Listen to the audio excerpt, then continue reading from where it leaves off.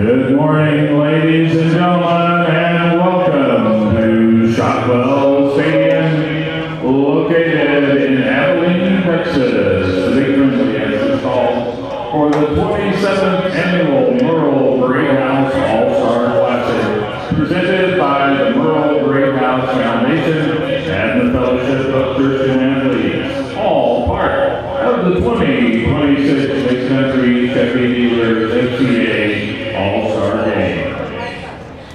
To begin our pregame festivities and introductions, we want to introduce to you the All-Star cheerleaders for this year.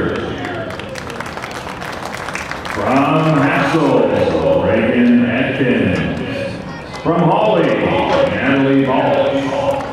From Hamlin, Caden Spawn. From Goldway, Amber Bridges. From Richland Springs, Maggie Bryant. From Graham, Emily Clark.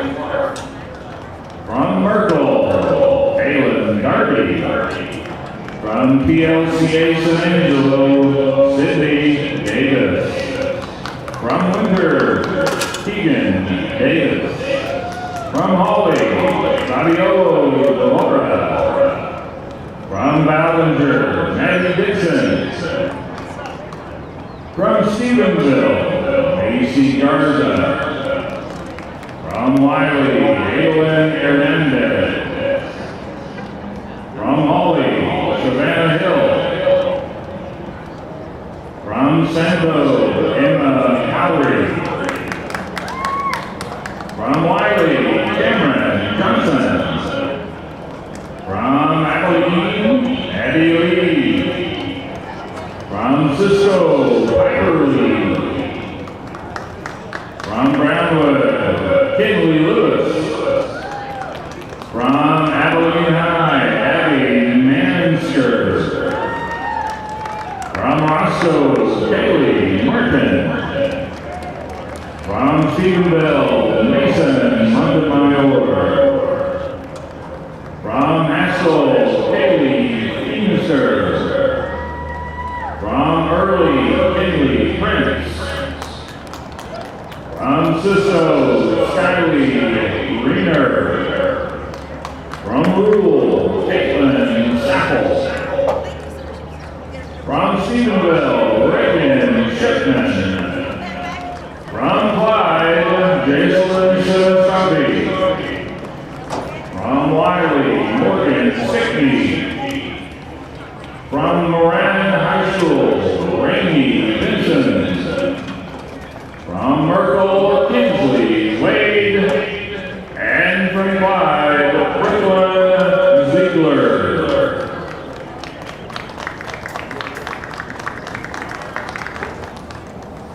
Good morning and welcome in, everybody, to the Merle Greathouse All-Star Festival, brought to you by the Big Country Chevy Dealers. The All-Star Football Classic here, benefiting Fellowship of Christian Athletes. We come to you in the morning here at Shotwell Stadium. I'm Jimmy Pogue. Rick Kaysen alongside me here today as we get ready for the 27th annual Merle Greathouse All-Star Football Classic. They're introducing the cheerleaders, football players will be next. We have a third year in a row, I believe, Rick, where this game has been played in the morning simply to combat some of the oppressive heat. It wouldn't be the heat today, it would be the humidity after last night. Yes. We had a flood last night, so there would be a lot of humidity if we were playing at 7 o'clock tonight. It's going to be a lot of fun this morning, bringing in these athletes from all over, but football's fun. Yeah, no doubt. It's a great whetting of our appetite to be up here in June for the football, which is just around the corner in August. It brings about this is a culmination of a week. Everybody came in on Tuesday, met their squads, met their coaches. You've got cheerleaders that are being introduced right now. You have football, two football teams. You had baseball, you had softball, you had men's basketball, you had women's basketball, you had volleyball. Yeah. So you had 6 contests, plus the cheerleaders, plus volunteer officials, plus all the tribe that comes together to make this possible. One team, one dream, and you come in here and we get to see the benefit of a lot of hard work that's been put on by Lisa Coleman and her staff. Absolutely. Cannot say enough about Lisa, the way she does her job with grace and dignity, and just always so kind and supportive and helping for whatever we need. And they do a great job. It's a lot of moving parts to have organized and have everybody where they're supposed to be, when they're supposed to be, and they do a great job with that. Our thanks also to AISD Live bringing you this game today. Coach Garfield's been sitting behind us, the athletic director of Abilene Independent School District, Randy Cluck, and his crew, getting up early, had all the cameras set, everything ready to go. As a matter of fact, there's a window washer when I got here early this morning. Yeah, because this all kind of blew in. He's just kind of like outside the window going, "What are you doing?" He's like, "My job." And so it's they have taken care of this. But, we were talking about, you said when you came up, had this been played, this game, this time 20 years ago, it's a mud fest. Yes. It is not today. It's the turf here at Shotwell Stadium. These kids get to come and play at this venue, which is one of the, we call it the Old Girl a lot. It is, but it is one of the premier high school football stadiums in the state of Texas. It really is. There's a lot of history here at Shotwell Stadium. It's fun for these kids that have played in Gordon and May and Zephyr and Santo and some of those places to come to Shotwell Stadium, strap it on against some of the kids from San Angelo, from Cooper, from Stephenville, from Abilene High. It's a great event. One of the other things I would think about, unless you are a Stephenville Yellow Jacket playing in this game, everybody else's season ended with a loss. Well, or not making a playoff. Yeah. So some of them may have ended with a win, but they didn't make the playoffs. Yeah. Otherwise, you had your season with a loss. Yeah. Here, you do not walk away with that sour taste in your mouth of, well, there goes my career. You walk away with, well, this has been a great week. I've been discipled. I have done a lot of fun things. I've met new friends. Some people I'll go to college with. We're all seniors. I get to play with my teammates one last time. No one really takes this game for granted when you sit there and say, I have one more. And most of them will not continue to play in college. And so they are sitting here saying, well, I have one last chance to play in front of family and friends. And I think that's what is one of the great benefits of being in this ballgame. Yeah, these kids have gone through their childhood, through their high school career, playing a game that they absolutely love. They get one more chance here. And my favorite part of this whole game is always at the end of the game to see the players gather in the middle of the field and see the friendships and the bonding that has happened over the last 4 days. Yeah, no doubt. And you also see, and we've seen this quite a bit with other schools, people are coming to watch their friends, and they may have competed in basketball last night, or they may have competed in the volleyball game or baseball or softball, and they all come and collect at this one. And so you'll see other jerseys being repped down along the way here today.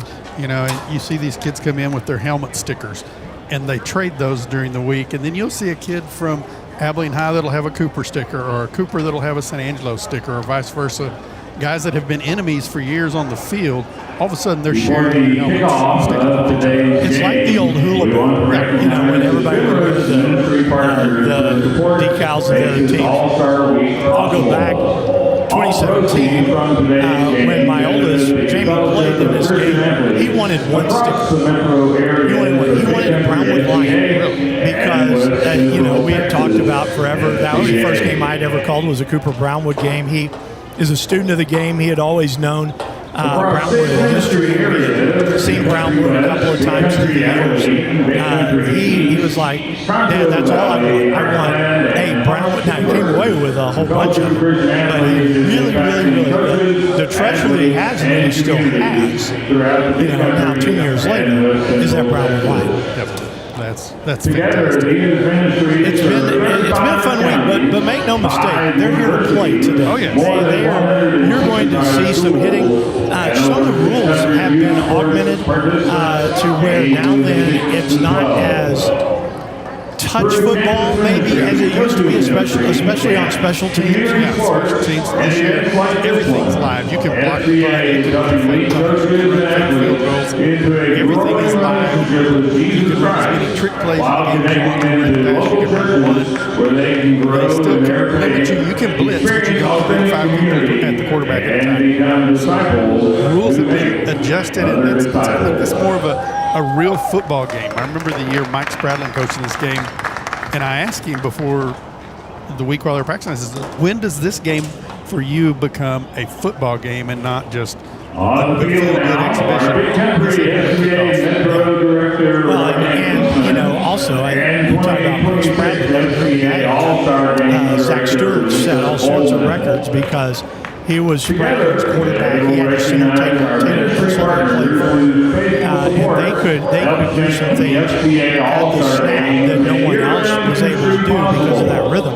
However, I do remember Spradlin, one of the things that he said was kind of like shooting fish in a barrel because Zach was rolling out and there really wasn't a whole lot of rush coming at him. Yep. So he had time. And it wasn't like 7-on-7 where at the end of 4 seconds you're down. It wasn't that. Because they could play contain, they just couldn't blitz. They couldn't do a lot of the package things. And so offenses had an advantage. This year, it's going to look more like a regular season game. Yes. Now, albeit it's going to look like an early season game because these guys, they haven't played 6 months, 7 months. Season ended the first week in November and haven't been playing basketball, baseball, track, haven't been playing football since then. So, there'll be a lot of rust. Once the kickoff happens, that adrenaline comes back. One of the people I talked to this week, I was talking to Kate, came out here just to watch practice. Big K going to Arkansas Tech, where he's going to be a Wonder Boy. That's the mascot. That's the greatest mascot in American sports. But I was talking to Caden, and he was in my advanced placement English class, bright young man. And he came up, and I asked him, I said, how is this? Is this good for you? Is this, what is it doing? He goes, it's made me get in shape back. He and Dyson Davis had been working out since really, powerlifting was over. They've been going more, getting in football shape. And one of the things that he talked about was he said, it makes me more football aware. He said, I've taken some hits this week. And he said, you kind of shake that rust off because if you're just lifting and running, you don't have the feel. He goes, you're not bruised up, banged up. And he goes, it's been a little bit It's great for us calling Cooper to see some of the Cooper players play. It's a fun event. Recognizing sponsors down on the field right now. There's some guys that we talk about the Cooper athlete, Riley, the kids that we see, but my goodness, these teams are loaded. I mean, there are guys from Jim Ned had an outstanding year. Guys, from Newcastle had a big year this year. You're looking at some of those. You're like, I'm excited to see what they can do. And they're excited to see how they're going to match up. I'm interested to see Judson Colson, back from Brown. Saw his name a lot this year. Heard his name mentioned a lot this year. I'll see what he can do against and he'll be fine because he plays competition that looks a lot like this, and he should put up some numbers. Excited to see Colton Kidd. Had a crazy game against Cooper this year. Mason Van Sickle, linebacker. I don't even want to say his name. I know. But we're going to have to today. Yes, we will. And then there's guys like Bodie Ham from Jayton. He rushed for 1,897 yards, scored 37 touchdowns. 381 yards passing, 10 Underdog touchdowns, Athletics 386 yards receiving, 4 touchdowns, and had 109 tackles and 7 interceptions. You know, a lot of times you see these guys have the big games from the small towns because not that it doesn't mean a lot to the guys from the big school, but it's kind of like sometimes it's almost like playing with your little brother. Yeah. You know, because King Brown, 6'5", 300 plus pounds, you know, he might be going up against a defensive end that weighs 107 or might be 5'10". And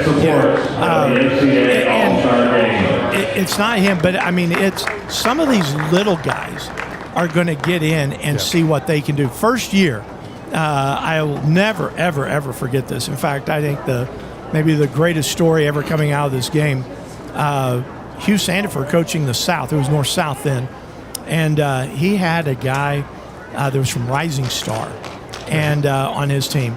And he was late to practice the first day. And he came in and he was just full of lights. And he had been on the fields harvesting. And he was covered in chiggers. And I'll never forget, Coach Sanford, before the game started, said, hey, I was in the other locker room, and they were talking about, you know, your high school. And they were talking about that whole Cross Plains Rising Star area. Girls were ugly, food tastes bad, water's bad, da-da-da. And he just went on and on and on at this kid. And the kid comes out, and the first play of the game, handoff Sneezy Beltran, Steve Warren coaching the North, handoff Sneezy Beltran. This kid absolutely knocked the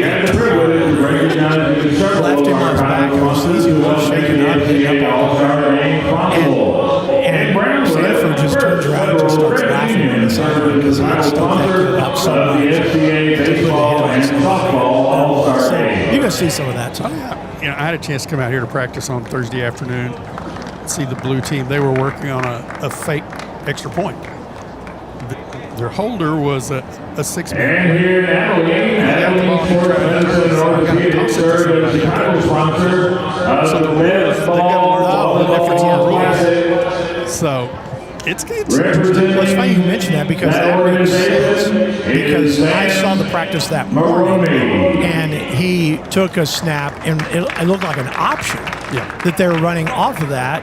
And they were like, run it again. And I ended up talking to Jamie Calvary. I started talking to him, and they ran that like 4 times. I was like, he's got the pitch down. That's why, is because he didn't know he could stand up. Served as the title sponsor of the Tony Daniel Memorial FCA basketball game. 6-man rule. Representing Henry Health. That would make this game really interesting if they played by 6 men.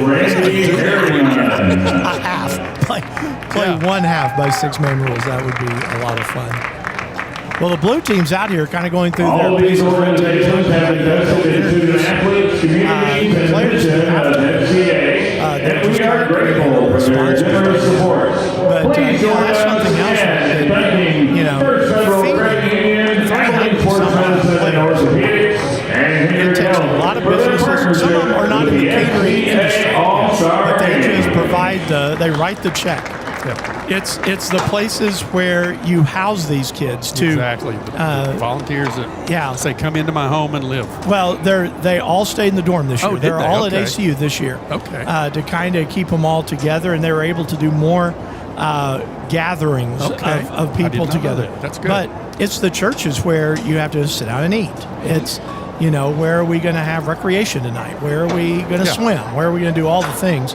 It is an army of volunteers. You know, we talk about the great event, but when you step back and look at everything that has to happen for it to go off, it's a year-long process. And, you know, we mentioned Lisa and her staff, but oh my goodness, what a job they do. Yeah, you're about to only see the gravy today. Yes. That's all you get. You do not see, it's kind of like if you go to a restaurant and you see the meal when it's presented to you, that's what you're seeing today. Yes. You do not see the hours and hours of training for the chefs, for the help staff, for the host and hostesses. You don't see all that. No. And that's what we've missed out on. And like I said, it is a football game. Chad Grubbs, the assistant or the associate athletic director for media relations at Hardin Simmons, is statting this game. there are stats. They're legitimate Yeah. stats. You're not. We're sitting here locked in, just like a regular game where you're going to stat this sucker Yes. and make sure that you know who runs what play, where it comes from. It's not happenstance that this happens. No, not at all. I'm excited. I always love this game just to see. I love football anyway, high school football. But to get out here and see these kids play and really go at it, as we said, where they haven't known each other, they haven't played football in a while. Just to see that excitement. I would assume baseball season would be the easiest time. Teacher, FCA health leader, and friend who impacted countless lives through his faith, because they're playing character, state and championship. commitment to The students. baseball team. Each year, this scholarship is So that presented makes to a sense, but fine high school and I think senior football, who volleyball probably the two demonstrates hardest to get out. service and a commitment to I Christ. would say football more than Please welcome Micah's mother, Becky Noyce, pickup volleyball. brother and sister-in-law, JJ and Allison Lindstrom, Well, and they still are FCA introducing people All-Star downfield. Director We're going to Lisa allow Coleman that. to We'll allow you to present the hear Lindstrom the Award. voice of Hardin Simmons to introduce some people for a couple of minutes. We'll reset. We'll be ready to give you lineups after this. This year's Micah Tate Lindstrom Memorial Scholarship recipient is Haley Presley. Haley has distinguished herself through leadership and service as a member of FHA, 4-H, National Beta Club, and Agricultural Mechanics. This fall, she will attend Tarleton State University to pursue a degree in animal science with a pre-veterinarian emphasis. Congratulations to Haley Presley, the 2026 Micah Tate Lindstrom Memorial Scholarship recipient.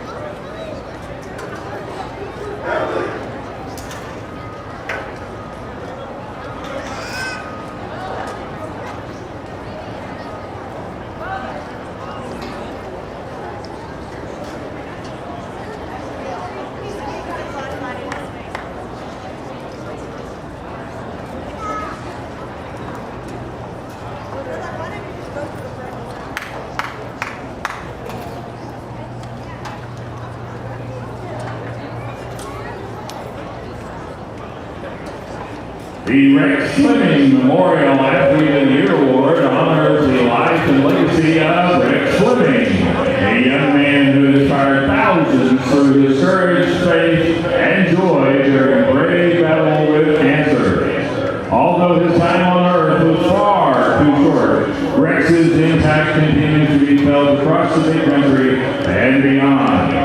Because of his love for sports, people, and his unwavering spirit, FCA proudly presents these awards in his memory to student athletes who exemplify excellence, character, leadership, and faith.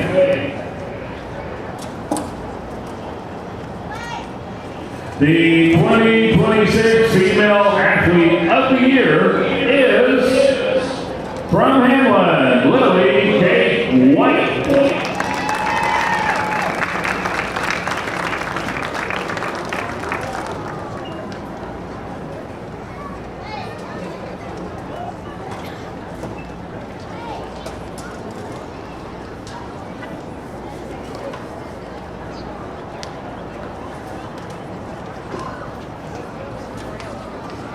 The 2026 Male Athlete of the Year is from Hamlin, Ian Gruden.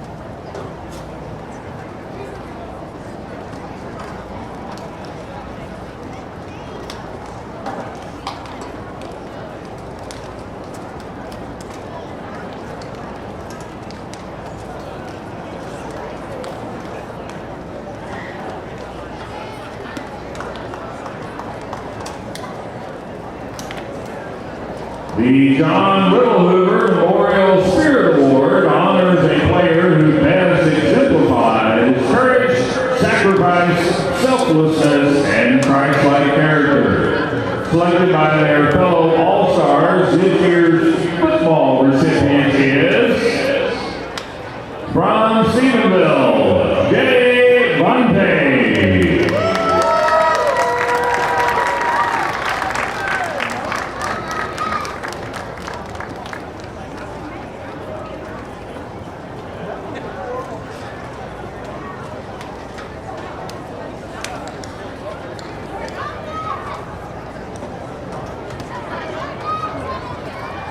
Just so you know him better, his name is Devontae Clayton from Stephenville.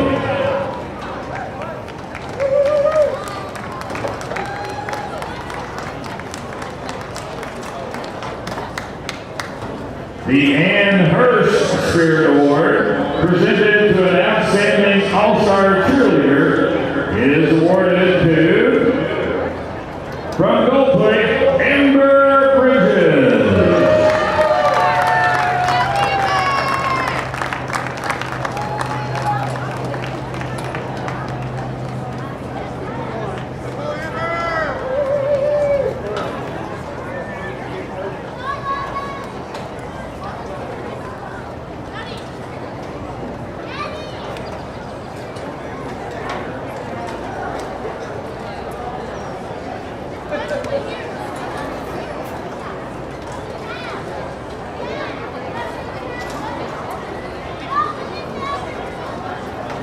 The Micah Lindstrom Huddle Coach of the Year Award recognizes a coach who exemplifies the character, integrity, and faith that Micah lived by every day.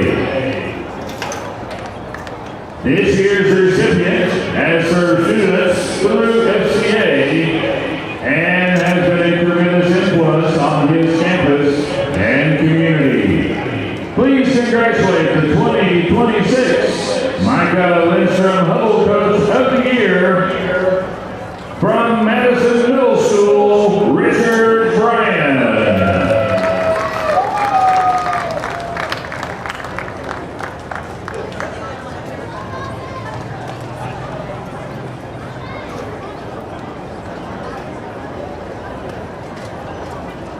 Also would like to recognize the Big Country East Coach of the Year from Graham, Jim Walton.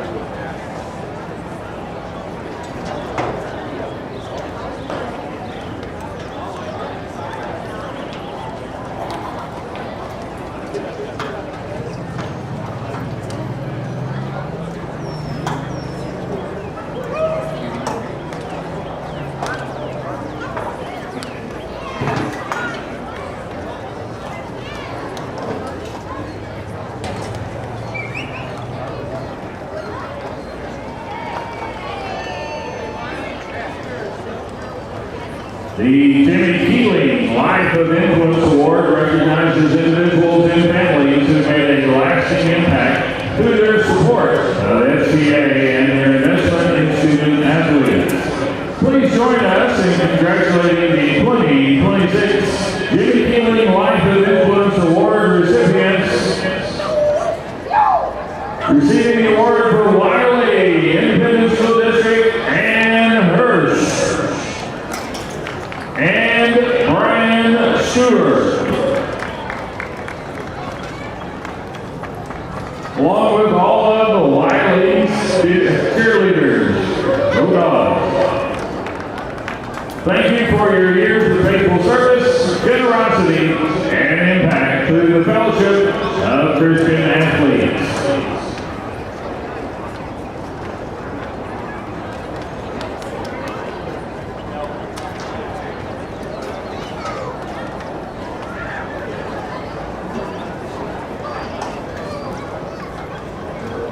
Back here at the Merle Greathouse All-Star Football Classic, brought to you by the Big Country Chevy Dealers. Watching people receiving awards from FCA for the Classic, all the people that we can need to roll on them as we get closer to the time before we start the ball game. Let's take a look at the starting lineup for the visiting red team. First of all, on defense, all right, starting at nose guard will be number 44, defensive tackle will be number 64, DeMarcus Reed from Brady. Defensive end, number 31, Javante and number 53, guaranteed for Foreman. Linebacker, strong side linebacker, number 10, Roy Price from Sweetwater. Weak side linebackers, number 18, Braxton Martinez from Sweetwater. And middle linebackers, number 25, Sire Great Creek. On the corners, number 36, Cash Cribs from Steelville. Number 14, Braxton Green from Graham. Free safety will be number 6, Caden Camden Lewis from Chimden. And the rovers, number 29, Luke White from Hamilton. For the blue on offense, Rick, it'll look like this. The center will be Barrett Huffington out of Wiley. The guards on the left side, number 70, Chris Sanderson out of Cross Plains. On the right side, David Ball out of Angelo, 50. The tackles, number 55, Mohammed Dahi out of San Angelo, TLCA. And on the right side, Big K, number 75, Caden Bryan, the tackle out of tight end for the ball game is going to be Bodie Bishop out of Junction. Quarterback will be Cash Quinn out of Chimden. Backfield with him will be Blake Teeple out of Hood, number 15, and number 6 out of Cisco. The receiving core, number 42, Carson Noah out of Brownwood. Tyler Mackey out of Cross Plains is 35. And the slots, James Calvert out of Hawley is 33. And Thibodeau out of Breckenridge is 21.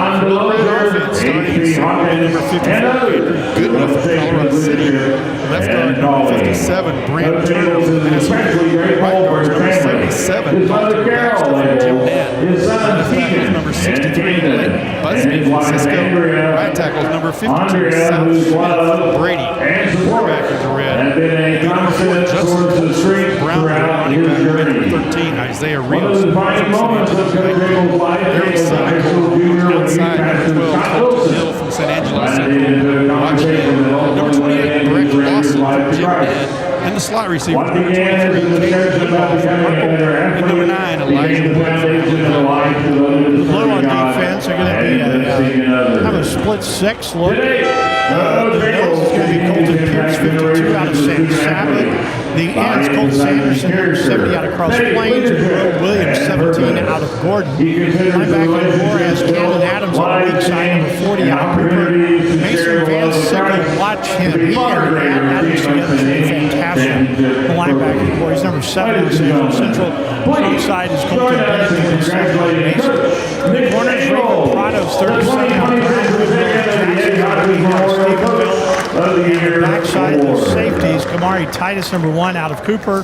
35 is Tyler Mackey out of Cross Plains, and Braden Torres, number 16 out of Coleman. Rick, you may have the best 5 Adams, Van Sickle, Bennett, Cooper, Central, Mason, and then Prado and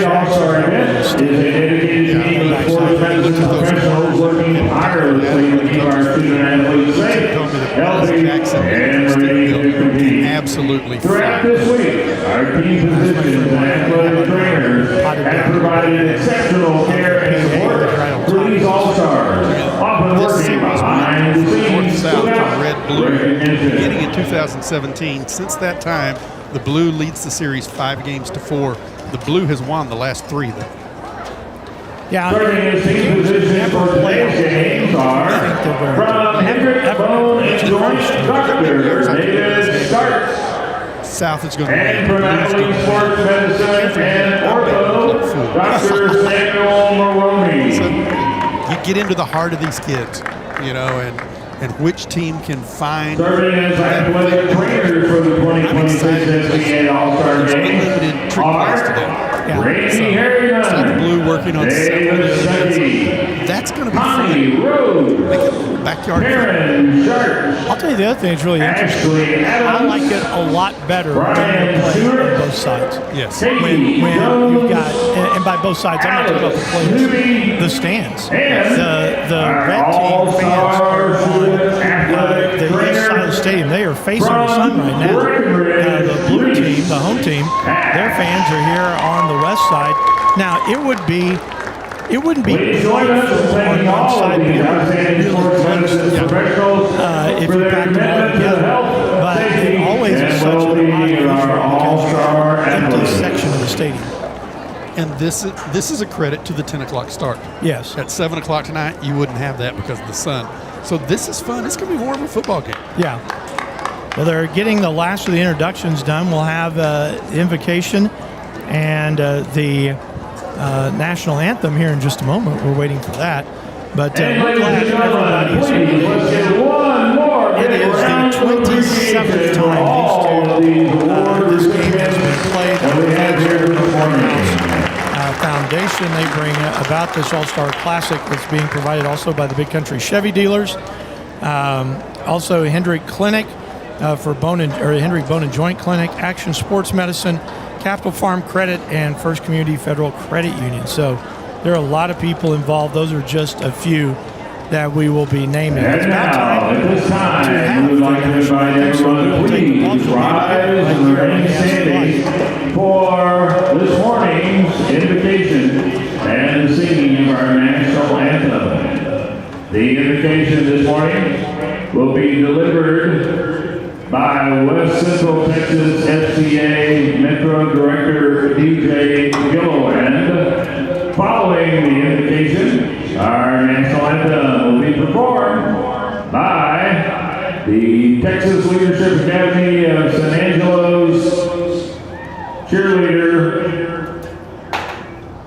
Sydney Owens.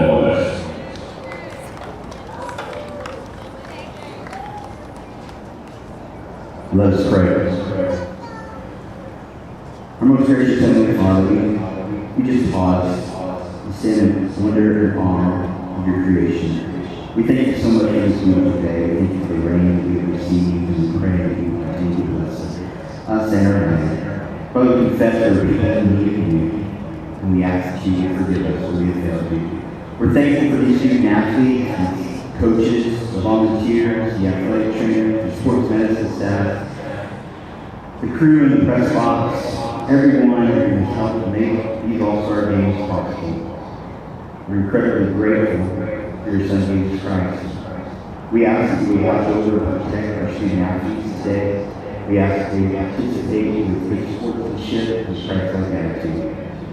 Father, we are so grateful for the cross and the salvation you bring us through your Son, Jesus Christ.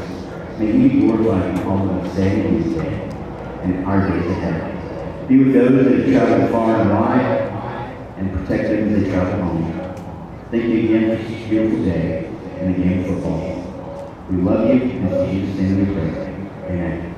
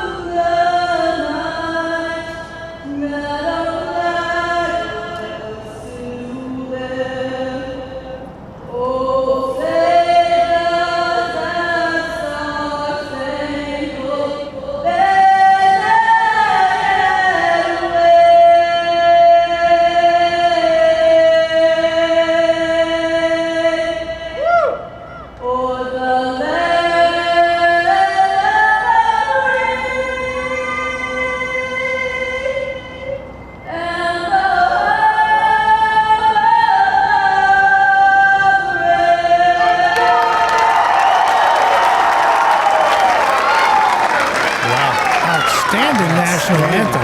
Wow. Yes. Well, that'll get you ready to go. And we Fly thank you over away from to this. Cindy Owens and to my good friend DJ Gillen.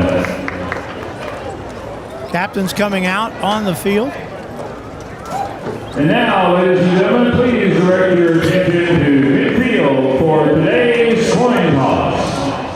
Joining us at the 50-yard line is FCA All-Star Festival partner Gary Grubbs, representing the Big Country Chevy Dealers. It was FCA is grateful for the Big Country Chevy Dealers and their generous support as the lead sponsor of the 2026 FCA All-Star Game. So that's pretty good. Ladies and gentlemen, please welcome our honorary team captains as they participate in today's opening coin toss. Cooper versus St. Joseph. Representing the red team, the designated visiting team, Oh, yeah. from Brownwood, Judson Colson.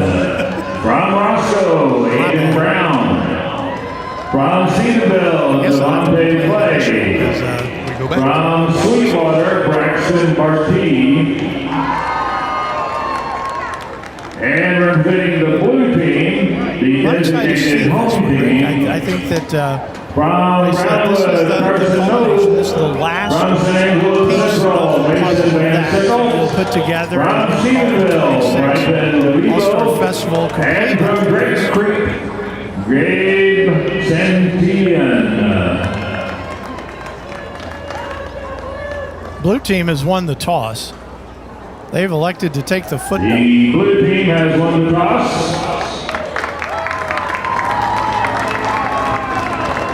They shake hands one more time. We're about ready to go.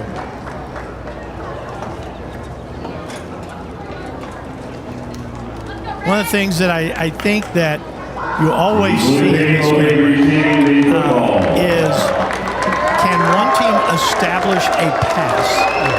Because that puts the defense back on their heels. And which defensive player is going to have the first big moment in this ballgame?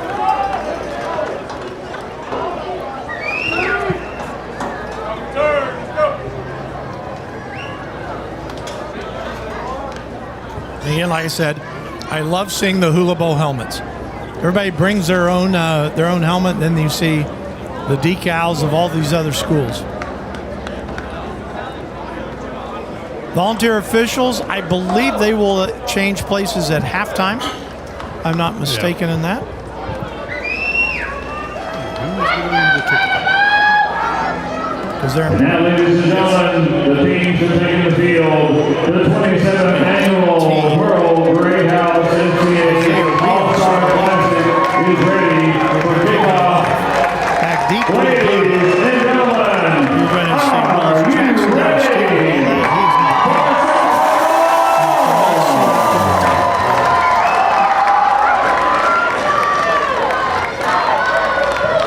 We're about ready. 37? 37. That's Raven Prado out of Brownwood. Yeah.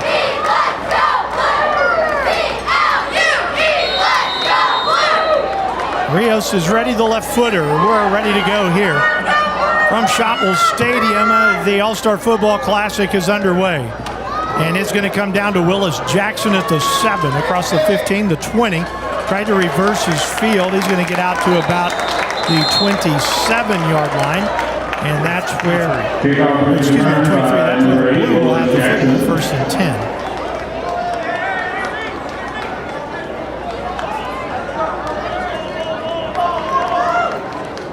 So with the blue, we should see Cash Gwynn out of Jim Ned, the quarterback.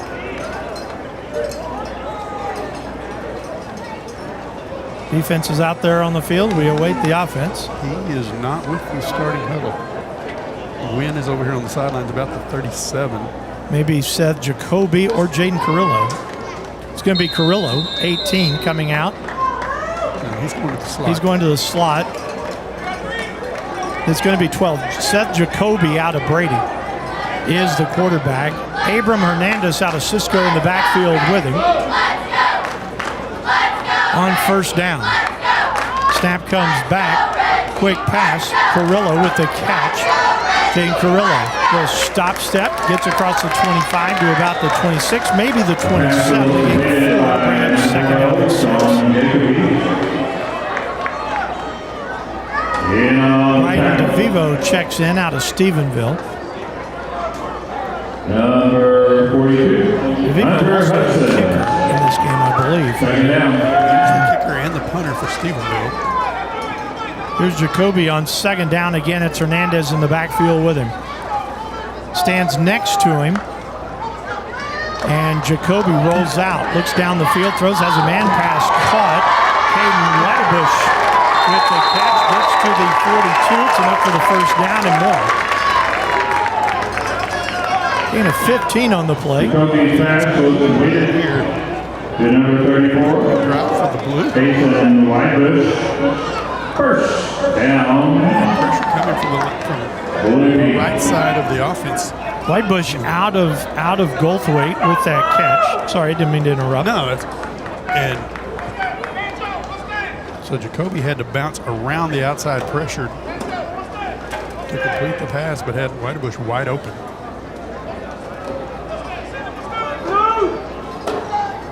There's Jacoby on first down. Takes the snap. Here comes a little reverse. Comes outside for Prado. Prado's going to be tripped up behind the line of scrimmage. Nice play made on the outside. We'll lose 2 back to the 39-yard line. Quarterback keeper. Trickeration there. Second down.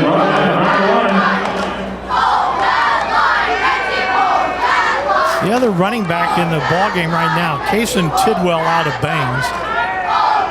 You can tell the dragon out there, Rick, by the helmet. Yep. Jacoby comes back. Teeple, the other man, in the backfield with him. Blake Teeple out of Eden, the deep man. Pass by Jacoby comes outside. Whitebush breaks one tackle, runs into his own man, gets to the 47. Loaded tackle. Going to bring up third down in about 5.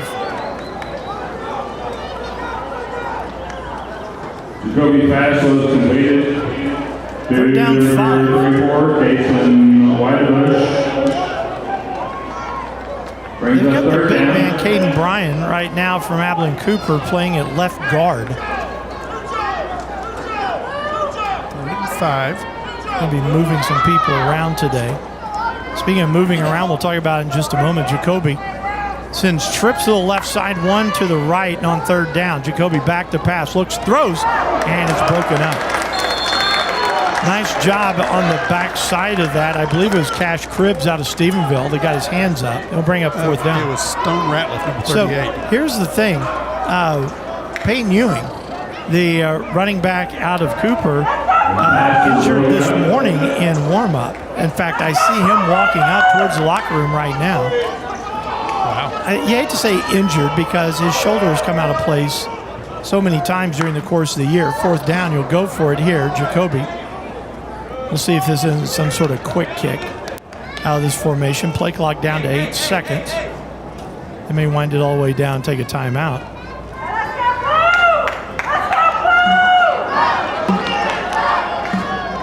And they'll reset the 25. Okay. I believe the Blues decide to punt. Jacoby will draw back the punt. Maybe. Jacoby stands at his own 34-yard line. Man that's going deep.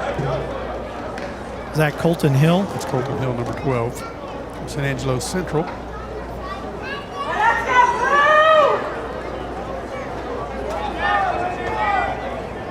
Taking a minute to get everybody set up for the punt. Now we're ready.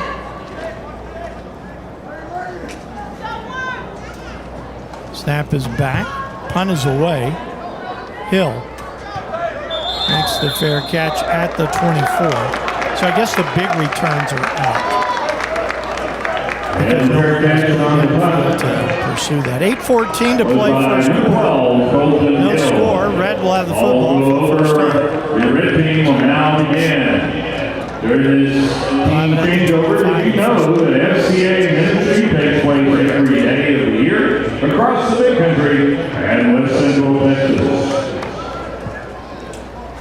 been wanting to see Colson, Rick. This was going to be fun. Out of Brownwood. Bodie Ham in the backfield for Jayton. Snap comes back to Colson on first down. The handoff goes to Ham. Ham sweeps right side, gets to the 29. Flags are down. First flag we've seen today.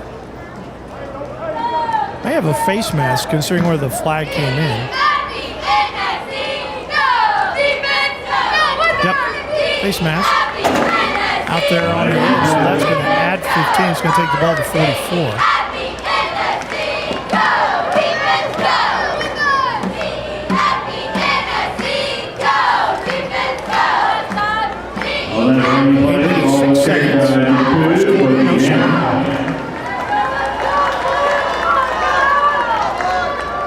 Colson trips left side, one to the right. Wide man out is Colton Hill. Here's Colson rolling, looking, throwing. Has a man pass caught. Jeremiah Collins out of Abilene High at the 46 of the blue has a first down. And the pass was completed. There we go. Half is still left. And that is a first down. Ready. Jeremiah Collins on that inside slot can do some damage here today, Rick. Yeah, he can. Colson has a first down. Again, it's Hill off wide to the left side into the boundary, trips to the right side. And now then Colson has all day to throw. He throws underneath, has a man pass caught. Colton Hill with the catch, I believe. Yes. Pass from number 4, Justin Colson was complete. Takes the ball into blue territory. So he's all the way down to the 34. Gain of 12, another first down. 2 first downs on the drive for the Red.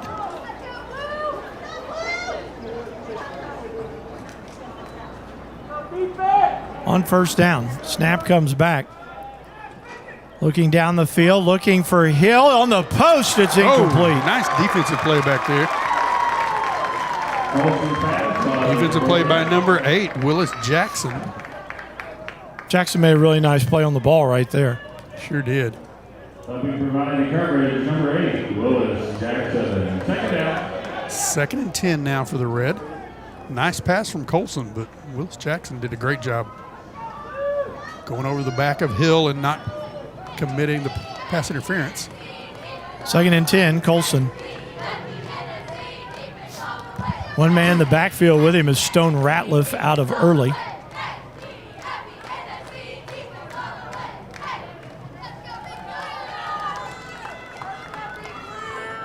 Snap comes back. Colson hands it off to Ratliff. Ratliff, a big hole, and he's tripped up at the 25 and gets down to about the 22-yard line.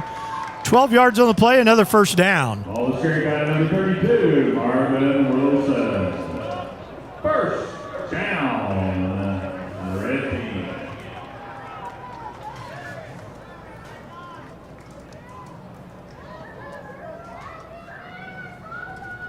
First and 10 from the 22-yard line of the blue. Colson still has Ratliff in the backfield with him. Snap is back. Colson looks, throws, has a man pass caught down to the 15-yard line. It's Breck Lawson, I believe, 28. Okay. It is Lawson. Pass was completed to number 28, Breck Lawson. Puts the ball in the red zone. Boy, Colson's a real deal. He is moving them right down the field. He looks good. Big, tall, strong kid.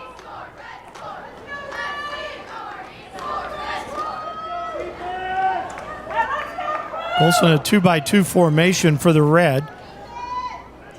Boundary is to the right. Colson back to pass again, stands in the pocket, delivers, has a man pass, caught, touchdown. Jeremiah Collins from 15 yards out has the catch and the touchdown. Jeremiah Collins for a touchdown for the Red team. Boy, the Red did not take very long to strike. They didn't.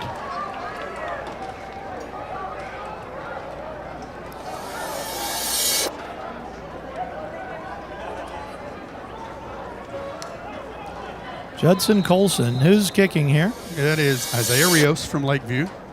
the left-footed kicker.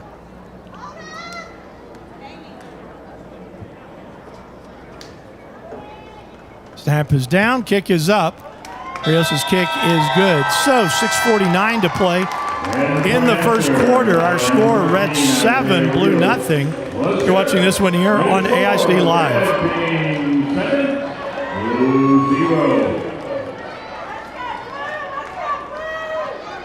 From early morning campus huddles to team Bible studies, coaches, ministry, summer camps, and community outreach events, FCA is helping student athletes grow in their faith and leadership. The FCA All-Star Games are just one example of the many ways FCA invests in the next generation. Thank you for your support of the fellowship of Christian athletes.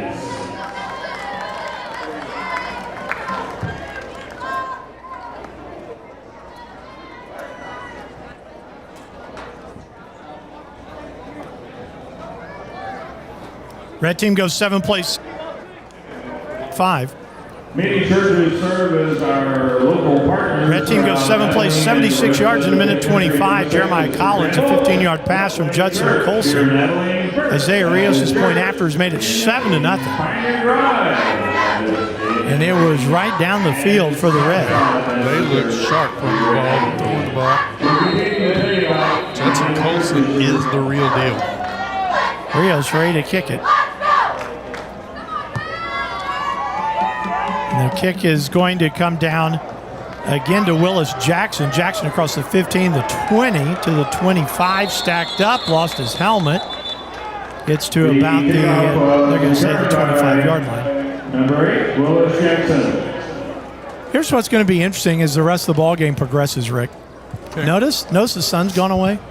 I know, I can see my computer. Yeah, there's more rain in the forecast. Oh, okay. I was looking last night, and there's 35-40% chance nearly all day. It'd be fun to see this in a downpour. We're inside. True.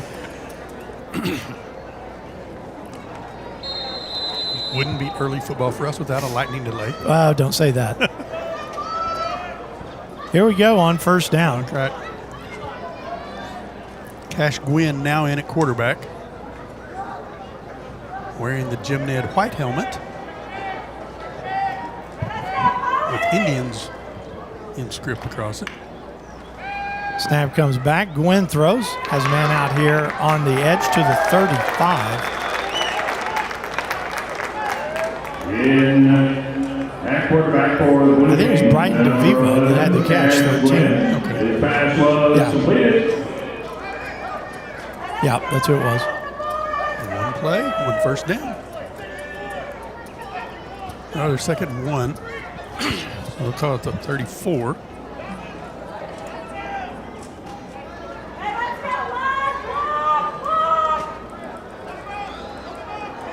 Second down, a yard. Wynn takes his snap, hands it off. Hernandez trying to get to the edge, going to lose a yard. He's dropped at the 34. It's going to bring up 3rd and 2. Officially no loss on the play. Ball carried by number 6, Hernandez. Down behind the line. He was just short of the first down. Taking it 3rd down. Yeah, he would have been inches short. Over the blue team. Jaden Carrillo checks into the game. Muhammad Njai comes out. Carrillo is going to be the Wildcat quarterback here on 3rd down. Takes the snap, follows the lead block. Jaden, first down yardage, and Moore steps out of bounds at the 40. Not a few times. Ball carried by number 18, Jaden Carrillo. 21. First Gain of down. 7 for Jaden. Second first down ball game for the Blue. Jaden was supposed to be at Navarro to try out today, and all the rain there stopped that from happening. He came back and said, I really would like to play in this game. And, you know, he's a kid that wasn't looking to be here today. He's been here at practice all week. Gwynn on first down. Has Hernandez in the backfield with him, a 2-by-2 formation from the right hash. Takes the snap, Little mix-up in the backfield. Gwen ends up with the football and has the 44-yard line. Gain of 3. It'll bring up 2nd and 7. Helping out on tackle number 5, Stone Griffin. I like to see the teams like Hernandez out of Cisco. You know, the Lobos use those stickers per game, and his helmet quite decorated. Here's Gwen again on 2nd down. Takes the snap, rolls to his right, looks down the field, now has to tuck it under, breaks one tackle, is going to be knocked out of bounds at the 48-yard line. Pushed out of bounds. Make it 3rd and 3 now for the Blue. Braxton Brame out of Graham, the steer, making the hit. 3rd down for the Blue team. Red team coached by Clay McChristian from Graham. Talking to Coach McChristian the other day at practice, told me that his first 5 draft picks for this game didn't come. Oh, wow. Okay, Peyton Ewing has shoulder pads on and a helmet. Put my shoulder back in. Let's go. We saw that a few times this year. Yeah. 3rd down, a long 3. Wynn takes the snap, hands it off. One tackle broken, 1st down yardage and more for Teeple. Teeple's going to be run out of bounds at about the 28-yard line. I like Teeple. It's 24 on the play. Hit it inside, had a hole there, and then bounced it outside and just a foot race down the sideline. So 1st down for the Blue, and they start to threaten. 4:15 to play. In the first quarter, it's 7-0 Red. Opening drive touchdown, 7 plays of 76 yards. We've seen 18 plays for 131 yards already in the first quarter. What's that for math and math? There's math is math. Wynn out of the shotgun, takes a snap. Going to keep it himself, tries the left side, puts his shoulder down, gets to about the 26, gains a couple. Bring up 2nd down.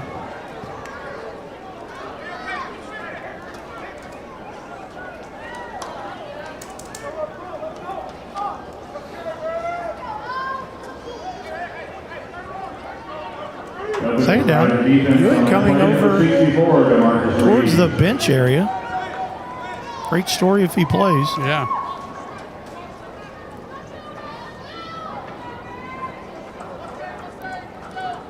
Second down, 7. Suns back. Yep. Quick pass comes out for the second man that went through in that is going to be. Is that a run? That was Carrillo. It was Carrillo. No, I think it was a pass. He got him like a yard in front. Okay. To the 20, no, or to the 19. Or maybe we should call it the Blue Zone. So Carrillo's close to the 1st down. It's 3rd down, a yard. And he will run this again as the Wildcat quarterback. 3rd down, a yard. Takes the snap. Waits for a block. Has the 1st down. 15. Jaden to the 10. Jaden Carrillo to the house. Touchdown. Jaden Carrillo from 19 yards out has brought this to within 1 score.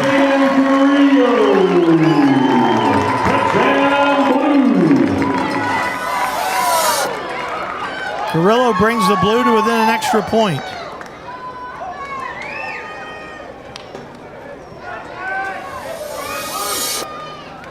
And the point after is. Okay, we're going to.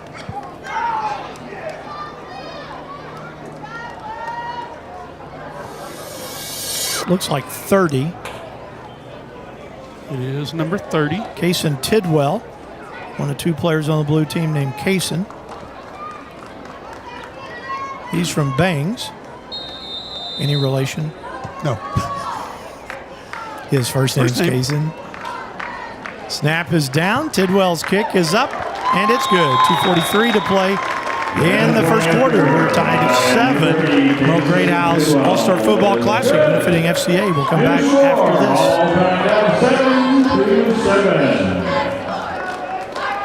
And here are some more local church sponsors. This one, these are from Brownwood. Austin Avenue Church of Christ. Hagen Avenue Baptist Church.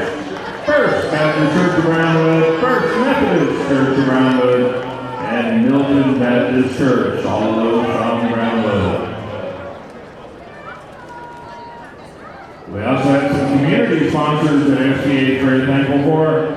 Funeral Directors Life Insurance Company. First Financial Bank, MCN Elegante, Abilene Teachers Federal Credit Union, Lawrence Brothers, Chick-fil-A South, Abilene, Lone Star Electric, The Shed Market, Jason's Deli, A to Z Storage, Mad Coffee, Portland Sullivan Family Dentistry, and BSN Sports. Big thank you from those community sponsors.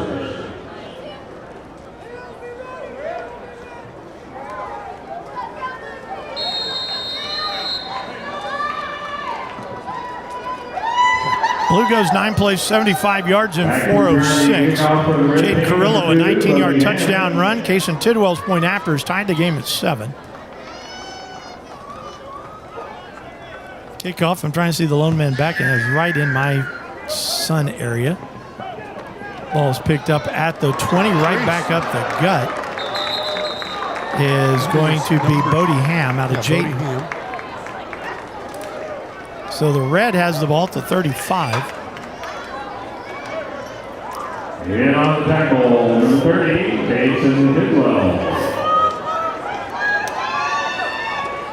Trying to play. I need about another hour. Me too. Because I'm moving forward and backwards every play to see numbers. First down for the red.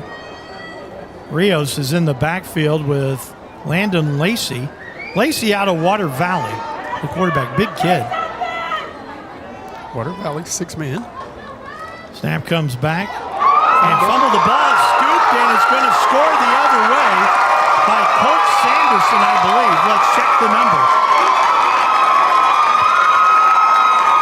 No, it's 60. I thought it was a 70. Darren Hurtado out of Coleman is going to have the touchdown. Darren Hurtado, back-to-back scores. So that's going to be about a 30-yard return.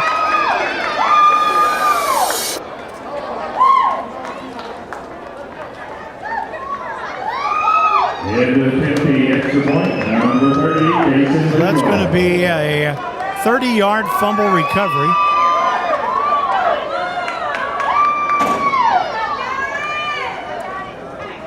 And Tidwell for the point after.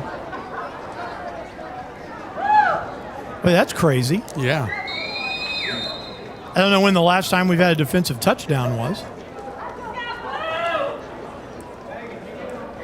That's why I have you. Snap is down, kick is up, and the kick is good. 2:30 to play. First quarter, 14-7 Blue.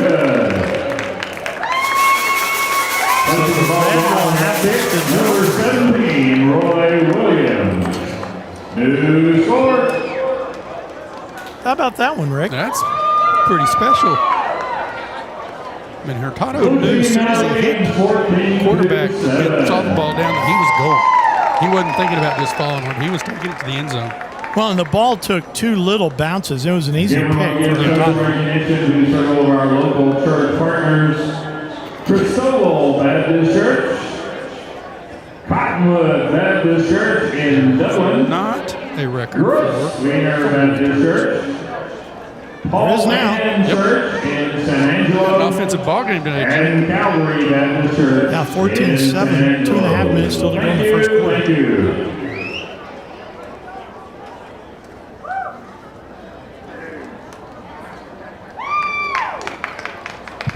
Ham again goes deep. Colton Hill on the near side.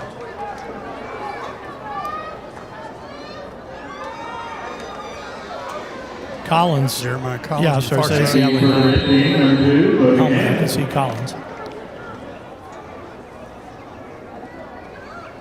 So the Blues up 14-7.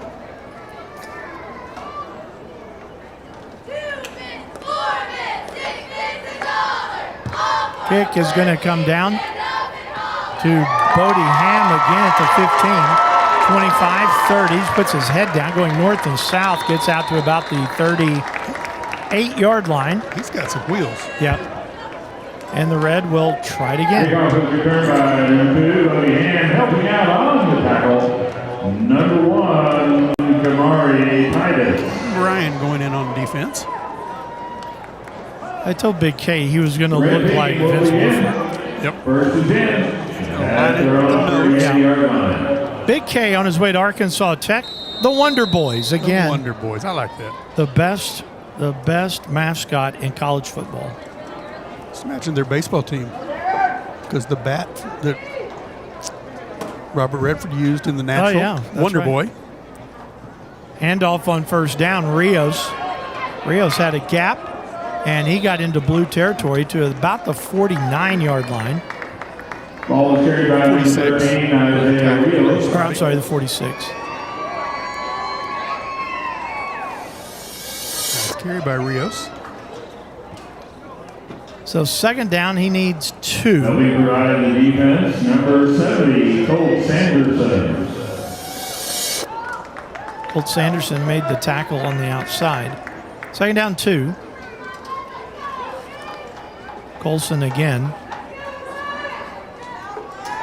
Colson's the one that moved the red team just so fast down the field first time. Takes the snap, back to pass, looks, throws. That one's incomplete. Bring up third down. Third. Colson's pass fell in. 46. They're now third down.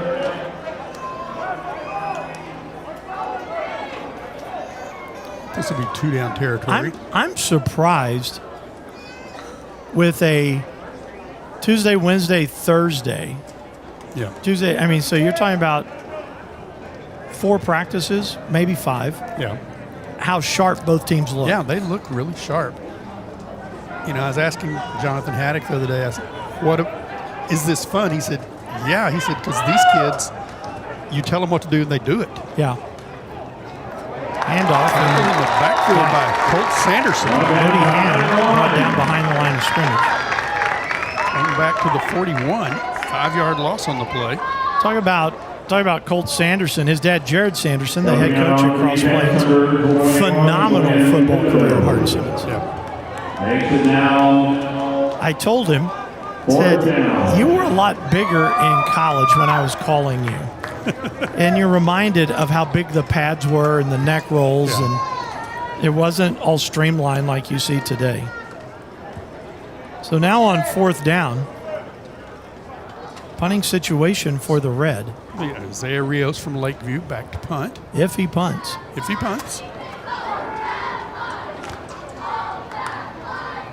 Snap is back. Here comes the rush. Rios bangs one out there, and that's going to bounce all the way into the end zone for a touchdown. He caught a lot of that one. 59-yard punt. Wow. And the Blue will be set up with 30 seconds to play in the first quarter, leading 14-7.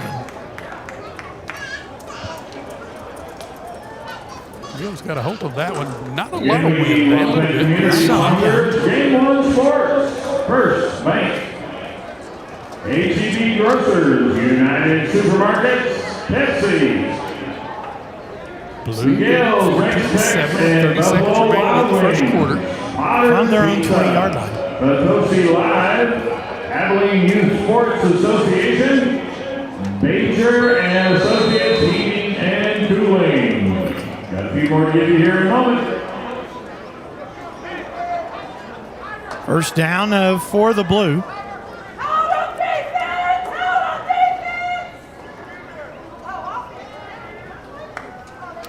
Jacoby back to pass. Jacoby back, looks long, throws long. And the pass is going to be picked off back at the 47-yard line. Interception is going to be made by Braxton Brame out of Graham. So now then each team with a turnover. Pass was intercepted. And the red team will have the ball in blue territory at the 47. Ball will go over to the red team. 22 seconds remaining in the quarter. Like to see them taking some shots, though. Helping out on the interception, number 14, Braxton Brain. Red team begins in blue territory. See who's going to quarterback this. This is going to be Landon Lacey again, out of Water Valley. He's only had one snap so far. In a quarterback for the red team, number 7, Landon Lacey. Got a timeout. Okay. Blue team calls the timeout. I don't think they had the alignment they needed. Timeout was called by blue. Gives them time to thank a few more community sponsors. Bar, Roofing, Capriati, Sandwich They'll Shop, let them realign themselves. Center, and Bahama Again, Bus. Rick, I'm really pleased with the crowd today. Yeah, All of these community Maybe one of the best sponsors. crowds we've had. Yeah, in a number of years. Yes. And I'm like you, I love having fans on the other side, on both sides of the stadium.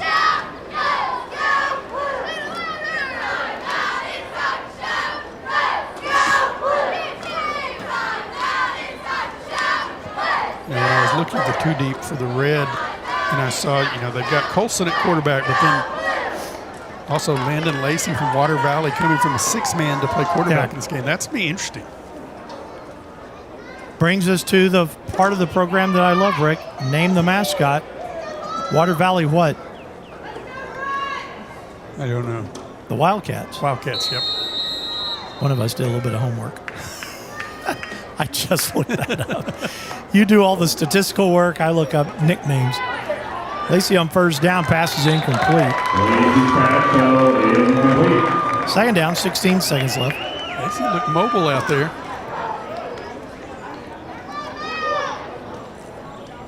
There is one. There's a guy, Logan Trussell from Three-Way. I knew where Three-Way was because of road signs next to Stephenville.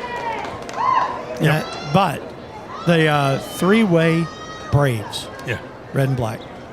They should be the three-way stops. Stops would be good, yeah. Second and 10, Lacey. Lacey takes the snap, hands it off. Bodie Ham out of Jayton to the 44. That should be the last play of the first quarter.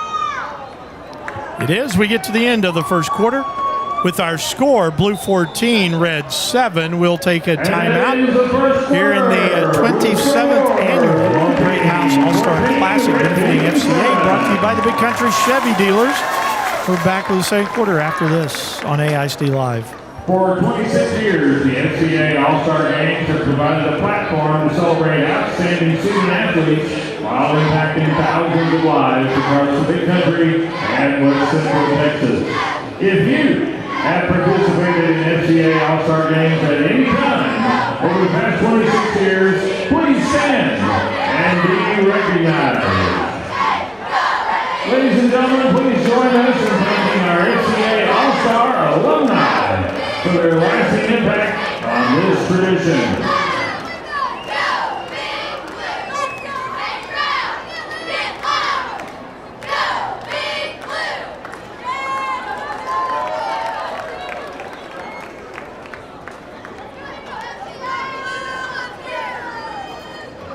And we have some churches from San Angelo we'd like to thank. How about Calvary Baptist Church in San Angelo, Glen Meadows Baptist Church, First Baptist Church in San Angelo, and Emmanuel Baptist Church. Second quarter ready to start here at Shotwell Stadium. Jimmy Pogue, Rick Kaysen, 14-7 blue. Red has the ball at the blue 44-yard line. I see where he was getting off the spot there. Landon Lacey, the quarterback, takes the snap, drops back to pass, looks, throws, and this one almost intercepted. Almost picked off by Prado. Prado closest to the ball. Brings up a third down. I wonder if we had a chance to talk to the six-man guys, fourth down, I said third down. I wonder what the biggest difference is in this game. I think it would be more the width than it would be the length of the field. Yeah, I think you're right. You know, length, I mean, you hate to say it, 20 yards is 20 yards, but I would think that the big thing you'd have to worry about is how wide it can get. In fact, I think Lacey just then proof of it.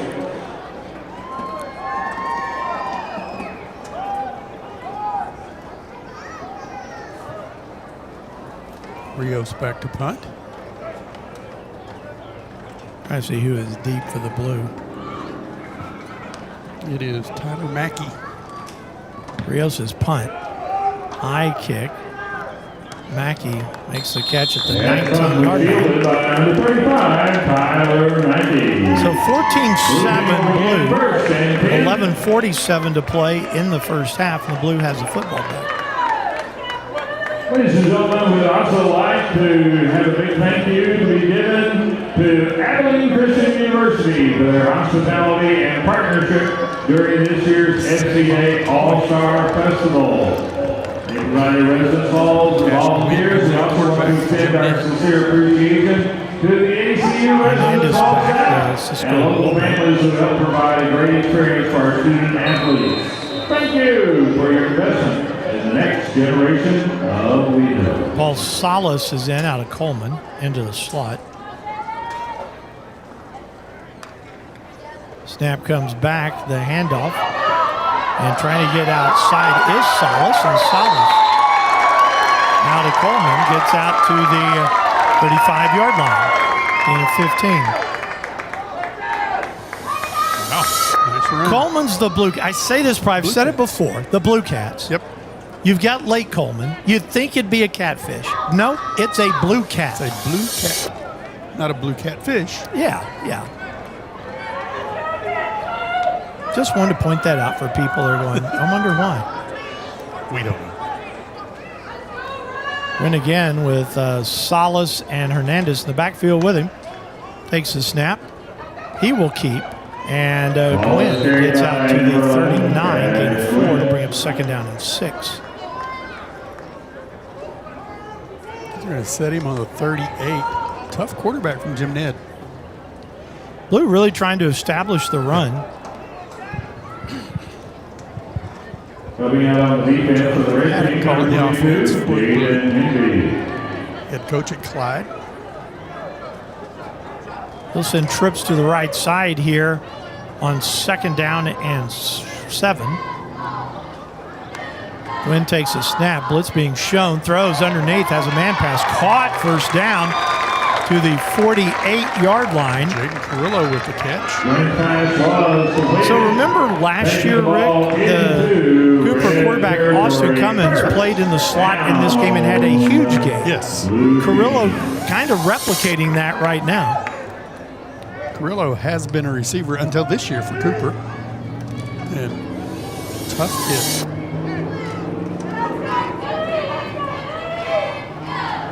Give Jaden his props. He was named Mr. CHS the end of the year. Really? Uh-huh. First and 10. Snap comes back. Handoff again. Big hole. Wow. And the ball is Kason Tidwell out of Banks all the way down to the 36, gain of 12. First down. Establishing the run, as you said a while ago. Big K's moved into left guard. Yeah, he's played there most of the game. I've been kind of just watching him. You got Big K at left guard, Jaden Flores at left tackle. The two Cooper guys. Yeah, an experienced side of the line. Snap is back, play fake. Gwynn rolling, looking long, throwing long, steps into one. The pass incomplete. Broken up there at the last minute. It was Camden Lewis that was back there. Camden Lewis came from a long way. Yeah, he did. That's from his safety position to knock that one away. He made a long one. Helping provide the defense on that number The younger 6. son of Ryan Lewis, And Lewis. Jim Ned baseball coach.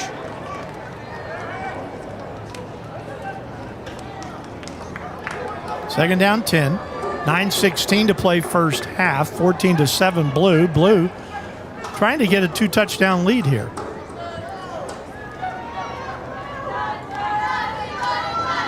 Gwynn takes the snap, keeps it himself, tries the right side, gets to the 30-yard line, worked off the block by Colton Bonnet. 6 on the play for Gwynn. Bonnet made a block because he's a Mason puncher. Puncher, yeah. He didn't punch anybody then, but he blocked it. I was expecting something with the Bonnet question, but you threw the Mason mascot.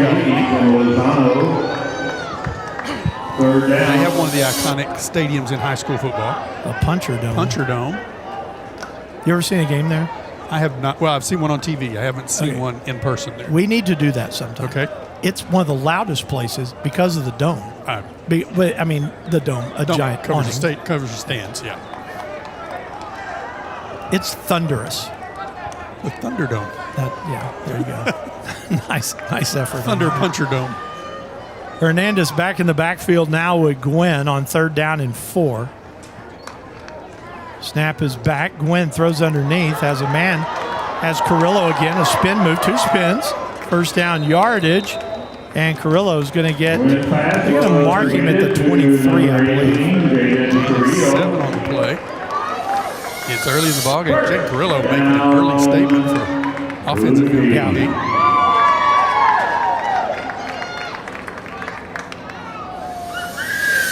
There's the 19-yard touchdown.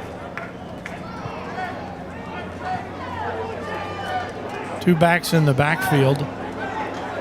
Second back is Bonnet.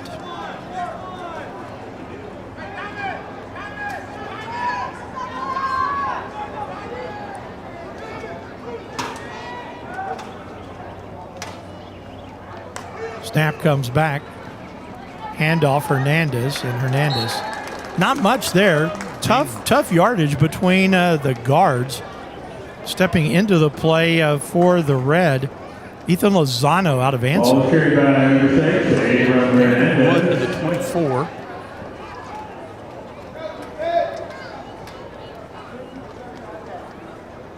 Defense was really coming that time.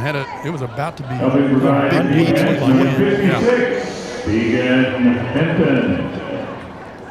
Salas again, the back in the backfield. Snap comes back. Wynn rolls right, looks, throws. That one's picked off at the 15-yard line. Camden Lewis, interception. I was wondering why Lewis was pointing at the quarterback. It's because it's his quarterback. Yeah. So Camden Lewis makes his teammate pay at the 6:52 mark. There's a little competition there that people, unless they're watching us or just happen to know who everybody is, who the players are. Jim Ned picked off by Jim Ned. Lewis showed some great speed in that series. Yeah, he's been impressive so far. So the Red has the ball at the 15-yard line. Colson back in at quarterback. Colson takes the snap, looks, throws. He's throwing on the post. He's got a man pass caught at the 41-yard line. Nice catch by Breck Lawson out of Jim Ned. The Jim Ned guys have come to play today. Yeah, And the pass from Justin Coleman was completed. 26-yard gain. To number 28, Breck Lawson. Colson actually underthrew him just a little bit, Rick. The pressure at the end of the play did not allow him to step into the throw. Yeah, if Colson can get that one on out there, Lawson's walking into the end zone. We're getting ready for an extra point. First down, 41-yard line for the Red. Colson takes the snap, 2-step drop, throws. He's got the same play. He's got a man pass caught at the 30. Colton Hill with the Colton Hill is down to the 29-yard line. And Colson, Rick, has been so impressive in this game. He really has. He's a polished quarterback. That time, he's also a big kid. He's he is a big 6'3", 6'4", Yeah. just looking at him.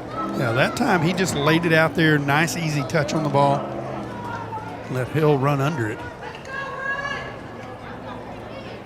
First down at the 29-yard line. Colson, here comes that blitz package. Throws, has a man pass caught. Jeremiah Collins. Collins has, I believe, his 4th catch to the 22, a gain of 7. I really like watching Collins play. Yeah. He's going to be missed in that Abilene High lineup. Yeah, he is.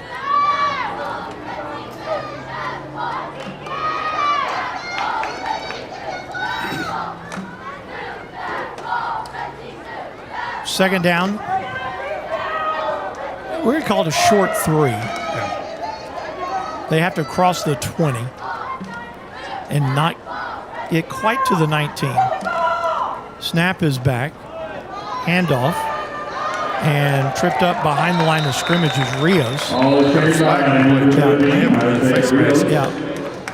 Flag is at about the 19. I think that's what you have. Yep.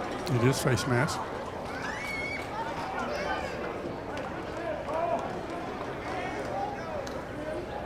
That should carry a half the distance. There is no more 5-yard penalty on the inadvertent face mask. If you turn somebody's helmet, you're going 15, or in this case, half the distance. So they will. Just inside the 10, so officially the 9. First and goal for the Red. In the red zone. First down and goal. Gloves are off, Rick. You can hear some of the people in the stands getting into it, kind of. Here's Colson's toss back corner, incomplete. Great play by Willis Jackson that time. Went up, was shielding Colson Hill to the outside where he really couldn't get the ball, and Jackson just went up and knocked it down. Jackson from Stephenville, nice play. And I want to finish the statement. Okay. Nothing ugly being yelled at, but just some football intensity. Yes, there's some fire from mamas and daddies.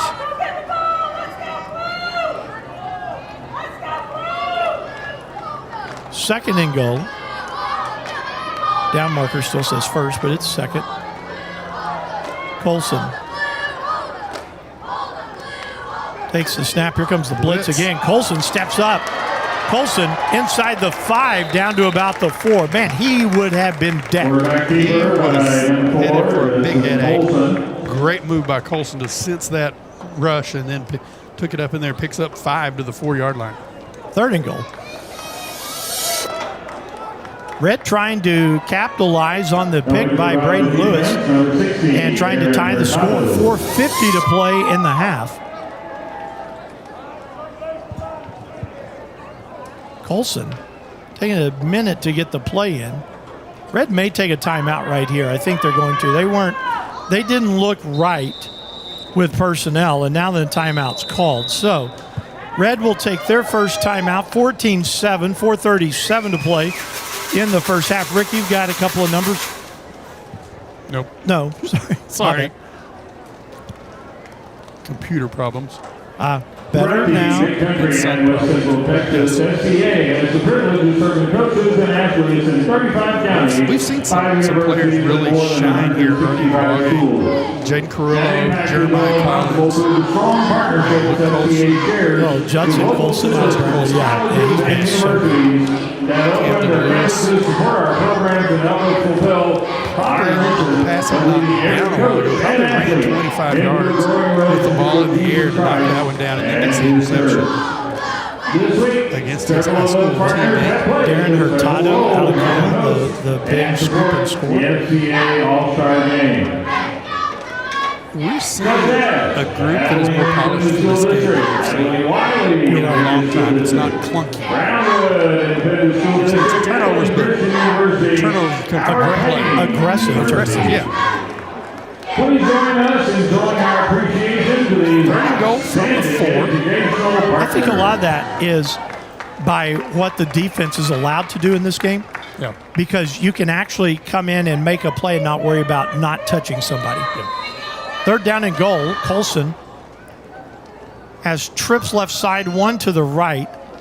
He's got Lawson out, Jim Ned to the right. Lawson working for him, throws, pass, caught, touchdown.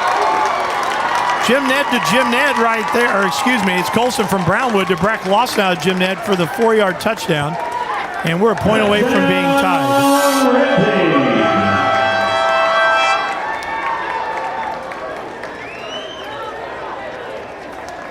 8 plays. Hold on 1 second. Can I get this down? That is, what, 4 yards? Yes.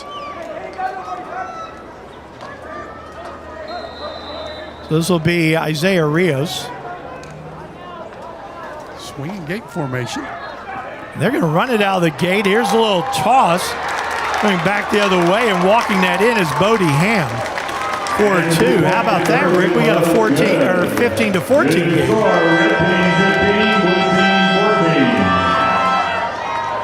Swinging gate works. Wow. 15-14 Red. Now you've got the drive. All right, 8 plays, 2 minutes and 21 seconds off the clock. Ladies and Go 85 gentlemen, yards, I at think. time today, we will recognize Yes, 85 our yards. football Bodie Ham with the all-stars. touchdown. You'll also enjoy Red now a performance leads by the 15-14. 2026 FCA All-Star Cheerleaders. You be sure to stay. Didn't have that on my bingo card for this morning. Outstanding student athletes. Well, and that's one of the rule changes that Yeah. adds something to this game.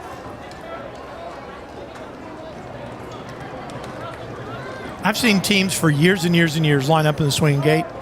Aside from Abilene High, I don't know that I've ever seen anybody run anything out of it. Now they usually just run back together and, Yeah. and kick it.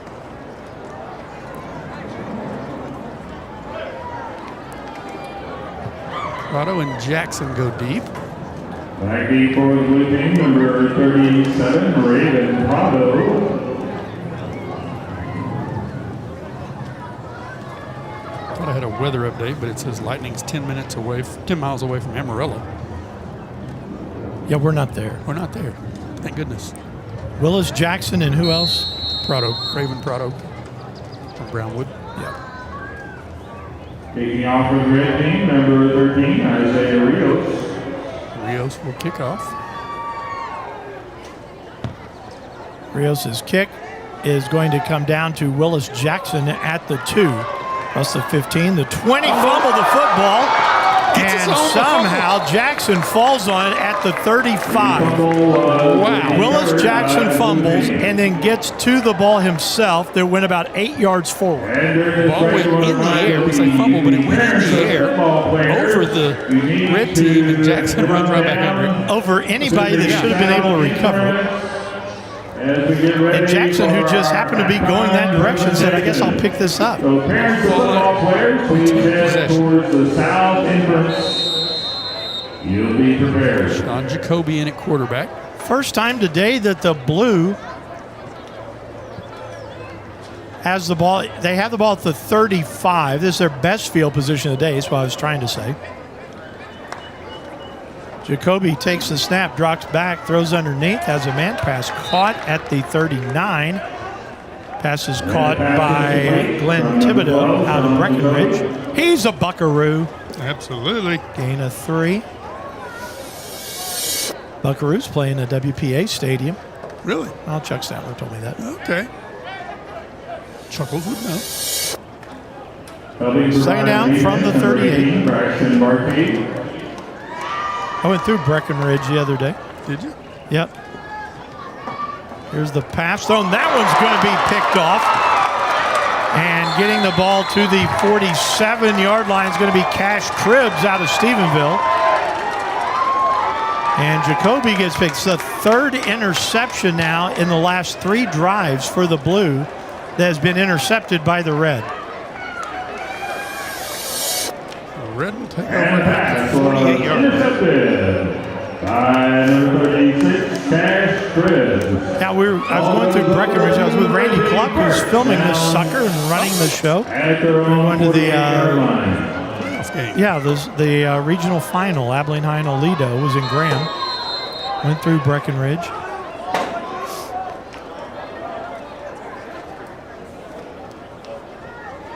I don't know who the camera guy is, but he's getting a workout. Yep. Snap and the handoff.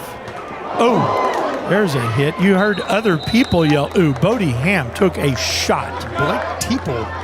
That ball for number 2, Bodie Ham. Brought down. He had knocked his mouthpiece So out. lose 2 back to the 46. It is his mouthpiece.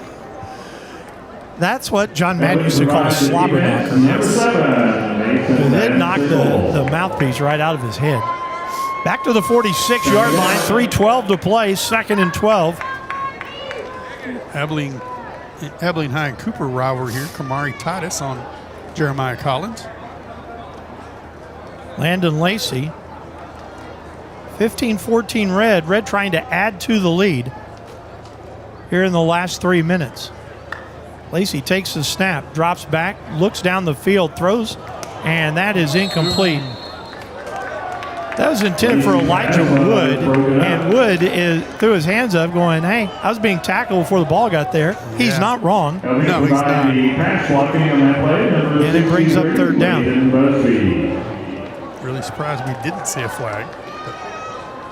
I got to get a look at Wood. He's from Abilene High. He's got someone's logo on his helmet that is really bright and shiny, and I don't know whose that logo is on the back of the helmet. We'll try and figure that out in a moment. 3rd down.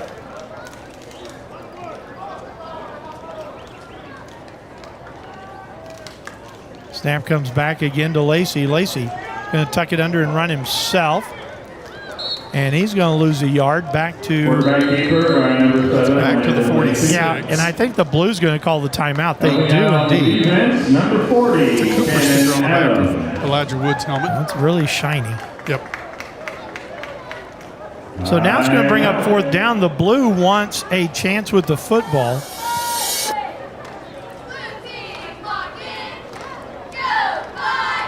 See my friend Karen Batson running the camera down at the far end. Off the deck. Yeah. Last year she took a spill. She got right back up on it. There she is this year. Good work, Karen. Wave at us. See if Randy will get a picture of her. Also at halftime, as you heard, we're going to have the cheerleaders. Also, halftime's a great time. So 4th down's clouding up again. And get some good. And the wind is It's a great picking up. Saturday to be right here in Shotwell Stadium celebrating the Fellowship of Christian Athletes weekend. You know, I wanted to say something about AISD Live. It won't be long before we're back with them. We went from the first week of the season this year to the last week of school doing Wow. games on AISD Live. Is that crazy? That is crazy. And so Randy Cluck, Karen Batson, Caleb Smith, that crew should get a lot of credit for the work that they do here and in the gyms and the diamonds, every place. Punt is away. And nice stop there because that would have taken a roll. So the Blue has the ball, 2:24 left to play in the half. Red leads 15-14. The Blue pulls out a little of their trickeration. Oh. You know, the Blue has thrown interceptions the last 3 possessions. 2:24 to go. I wonder if you put the ball in Carrillo's hands. Yeah. You know, he played quarterback. He can throw the ball. It's going to be Gwynn right now, but I was going to say, but he's been also that running threat. Yeah. Rillo can be electric at the quarterback position. Cash Gwynn, 2 backs in the backfield with him.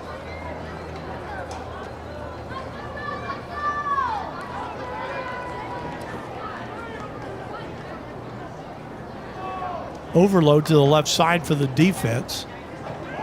Gwynn dropped the ball. It came right back to him, and he is thrown to the ground. Absolutely. DeMarcus Reed out of Brady, mauling him. Moves back to the 18. 2-yard loss. Brought down behind the line. 2 minutes remaining in the half. Marcus Reed. And a timeout's going to be called. The 2-minute timeout. 2-minute timeout, minute 57 to be exact. We will sit here and take a pause. We'll be back with more right after this on AISD Live. Ladies and gentlemen, this is the 2-minute timeout.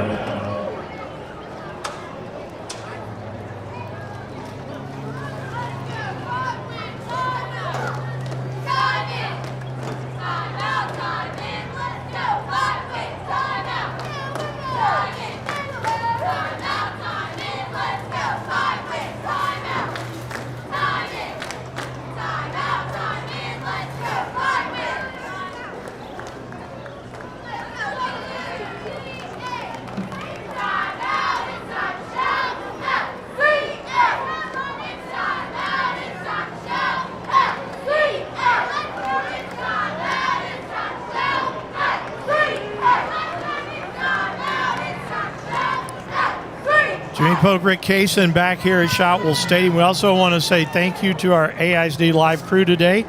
Karen Batson we talked about, Caleb Smith, along with Justice Torres and Caden Kelton, all alongside Randy Cluck. Top-notch And group. us. And us, yeah. Come on, Randy, put our name in this. I'd like it to be like a movie at the end to say, best boy. Here's the handoff, Hernandez. Right side, tried to put his hand down and gets to the 20. Ball carried by number 6, 19 gain of 1. Brings up a third down. If you're the Red, do you call timeout? Yeah. Well, Red's out. I'm sorry. Red called the last one. Blue has one left.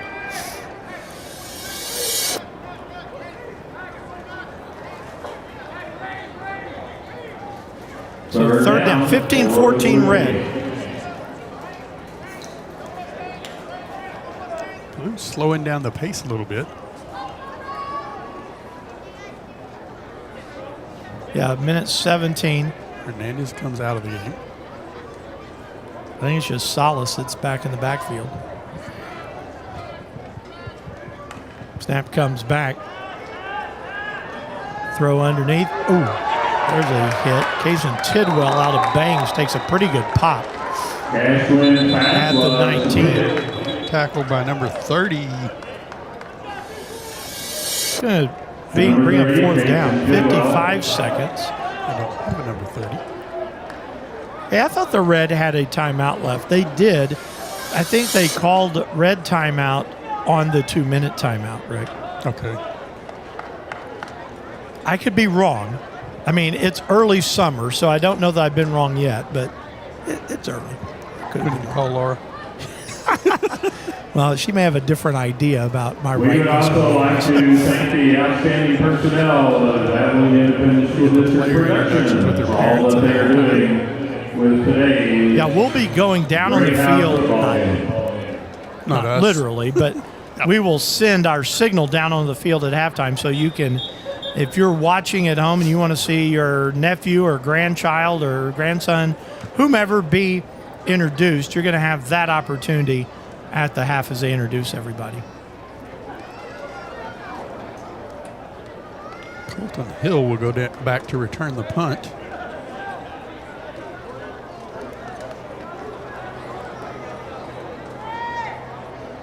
Jacoby needs to get a hold of one. He got a hold of one earlier, and he's got the wind behind him.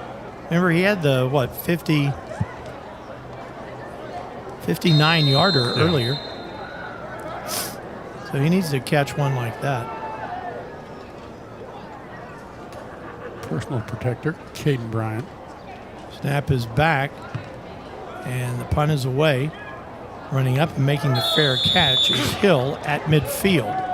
So 48 seconds to play. Red leads 15-14. They have the ball 50 yards away. You've got a shot, Rick. Oh, yeah. Absolutely. The red team will Got Judson begin. Colson coming in. I think it's his series. First and 10 right at the midfield stripe.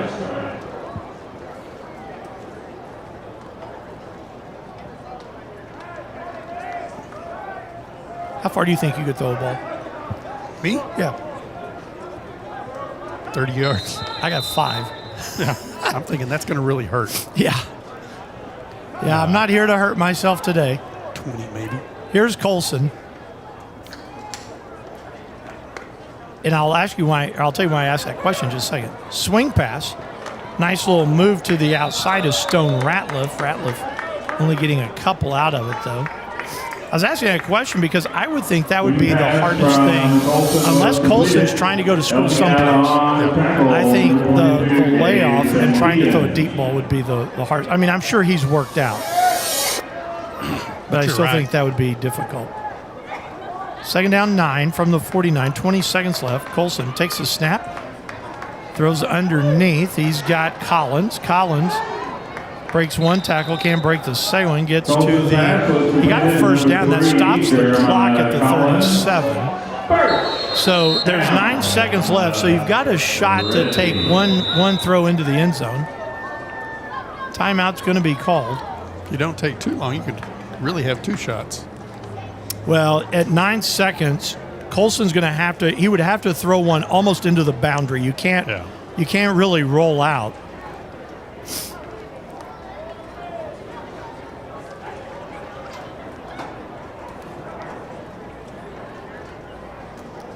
It is third down.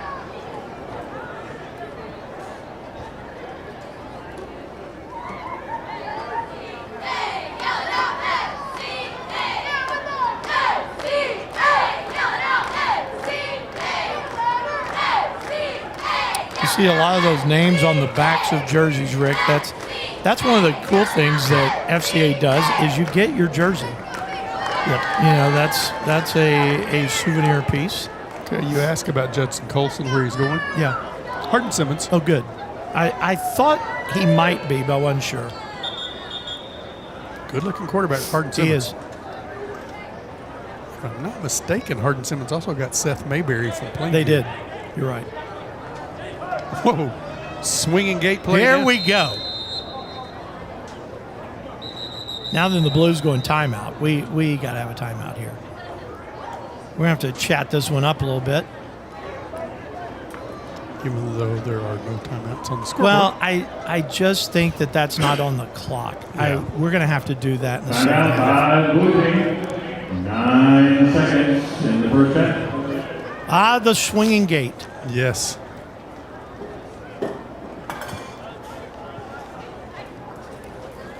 Can you go remember the Titans? Fake 28, blast, backside, George reverse. Yep. I watched that day before yesterday. Backside George reverse. So 9 seconds. In fact, I'm going to make a little mark for me. TOR. Love that movie.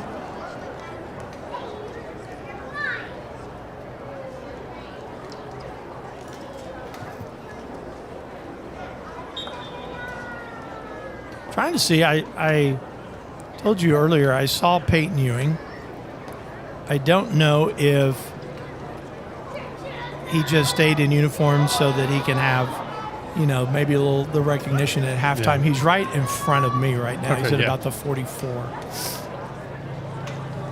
He's got all the pads on. Got full pads, pacing back and forth.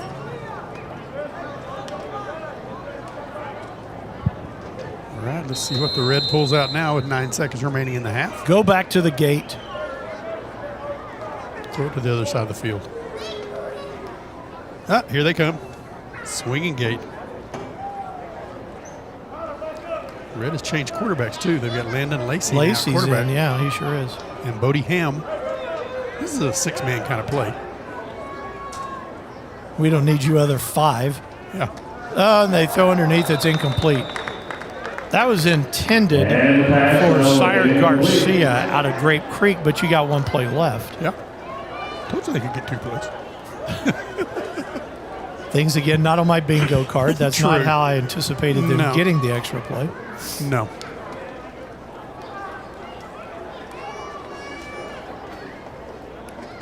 Yeah, I will say this. You and I have done games together for, 21 years now. Yeah. It's always good in the midsummer to do this again with you.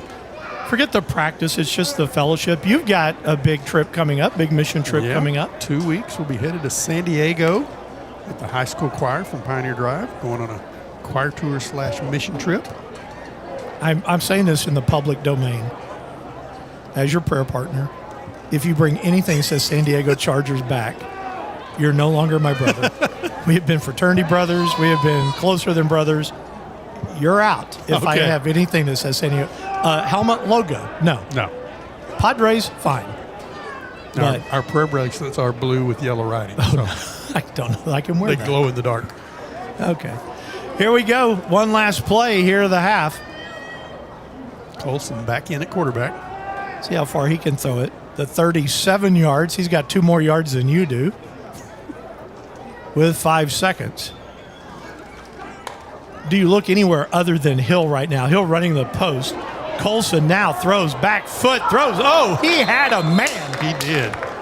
Kamari Titus was back, and the ball went through his hands, but it's incomplete. We get to halftime. And that ends the first half. First half will end with the Red leading 15-14. The Blue 14. It's been an exciting, fun first half here today, Jimmy. Yeah, it really has. And we'll get the stats from Chad Grubbs later on.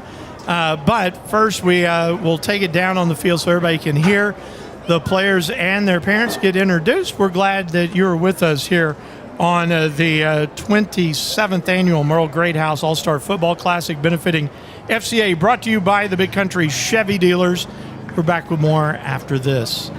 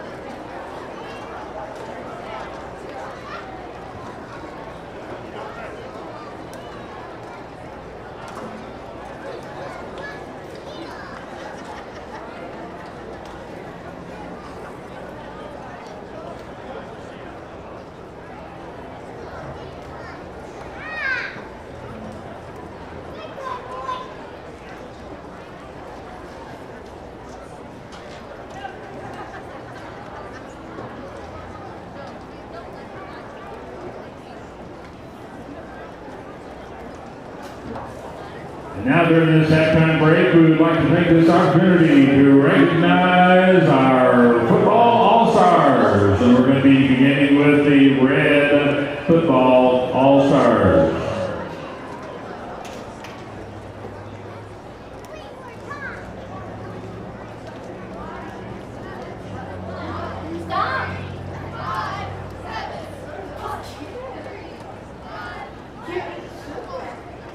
Number 0 from Wiley, DeAndre Rodriguez. Sorry, excuse me. 00 from Newcastle, London Martinez.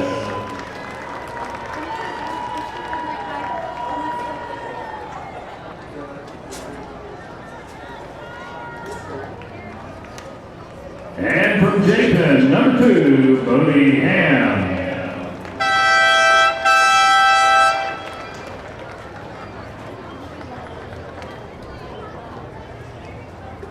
From Abilene High, number 3, Jeremiah Collins.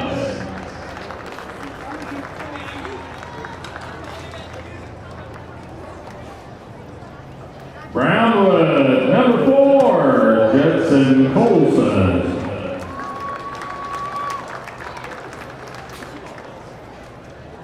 From Jim Ned, number 5, Stone Griffin.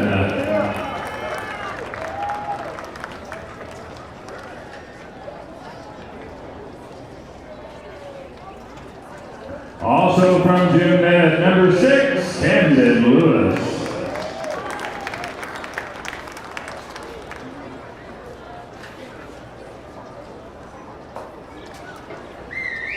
And from Water Valley, number 7, Landon Lacey.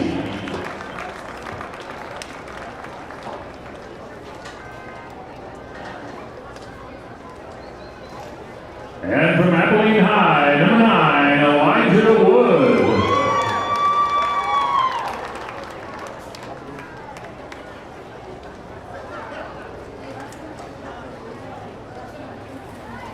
And from Sweetwater, number 10, Rowan Price.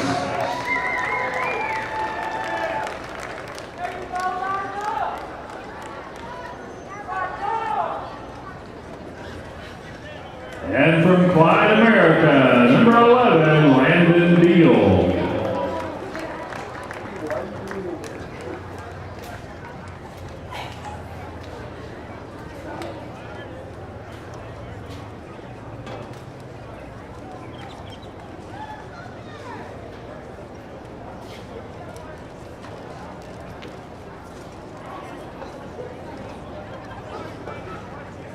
From San Angelo Central, number 12, Colton Hill. From San Angelo Lakeview, number 13, Isaiah Rios.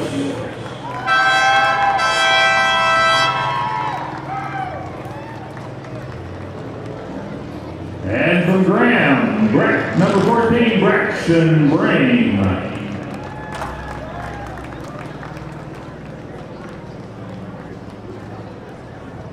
And from Snyder, number 15, Ethan Rios.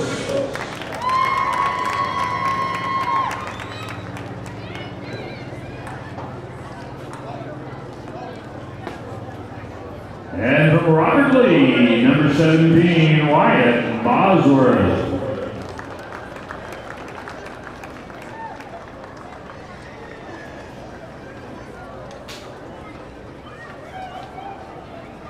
And from Sweetwater, number 18, Braxton Martini.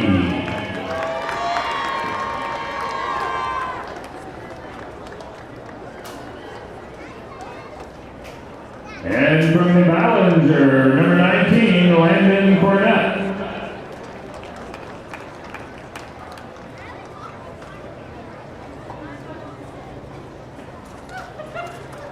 And from Anson, number 20, Ethan Lozano.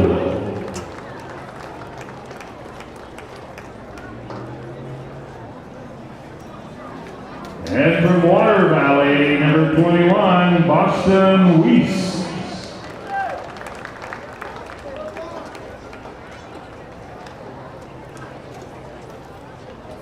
And from Newcastle, number 22, Jaden Hingby.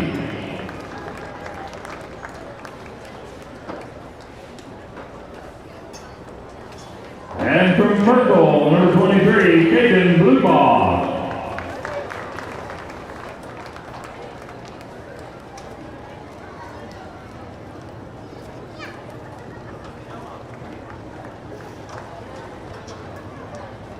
And from Great Creek, number 25, Sire Garcia.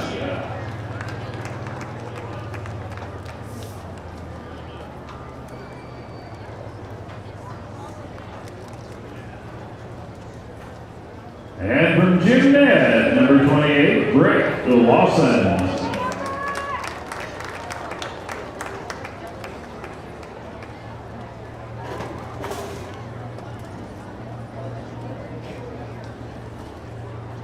And from Hamlin, number 29, Luke White.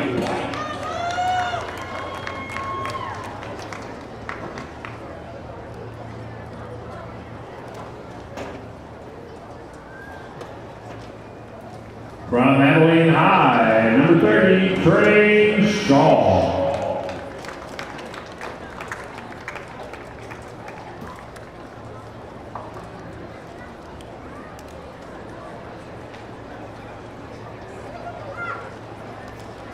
And from Stephenville, number 31, Javante Clayton.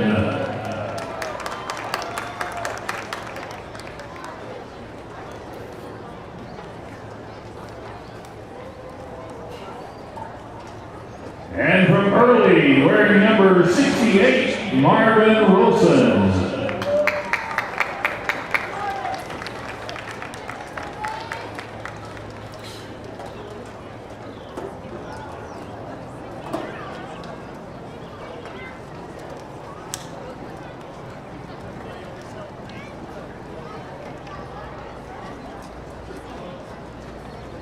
From Roscoe, number 33, Aiden Brown.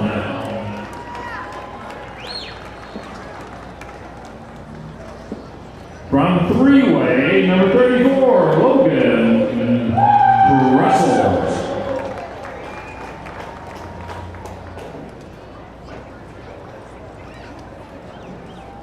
From Stephenville, number 36, Cash Cribbs.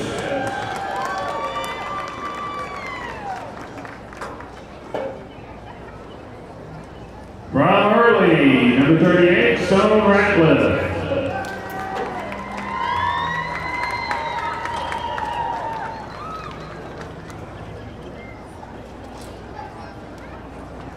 From Early, number 38, Stone Ratcliffe. From Hawley, number 42, Hunter Hudson.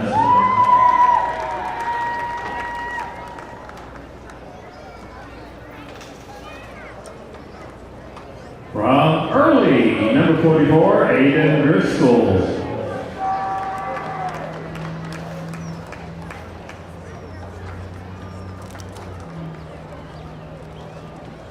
From Brady, number 52, South Smith.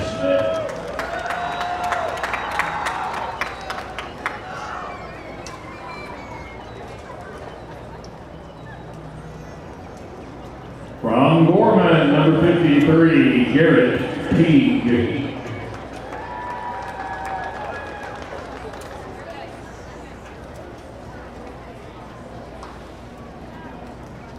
From Colorado, number 54, Andrew Goodme.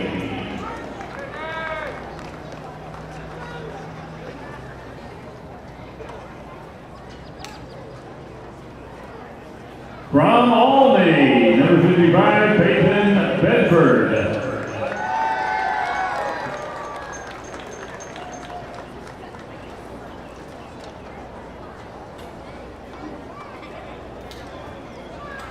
From Sanford, number 56, Tegan Hinton.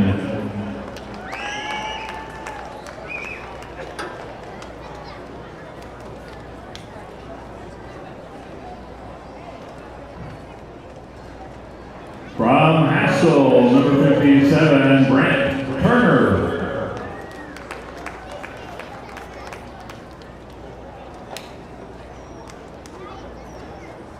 From Cisco, number 63, Lincoln Busby.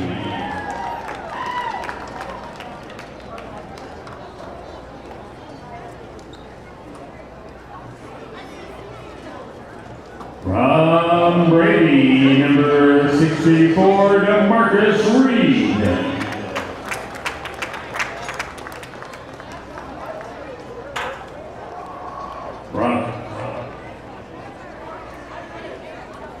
From Comanche, number 72, Carlos Orozco.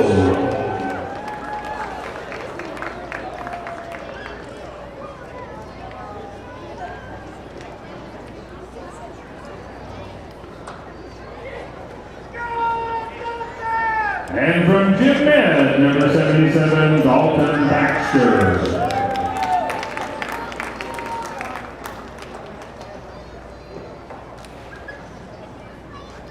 Coaching these All-Stars for the Red football team, from Graham, Clay McChristian, the head coach. From Sweetwater, Daniel Price. From Roscoe Collegiate, Billy Floyd. From Cristobal, Alan Walker. From Robert Lee, Lee McCown. And from Chapin, Josh Danaland. Ladies and gentlemen, let's have a big hand for the Red All-Star football team.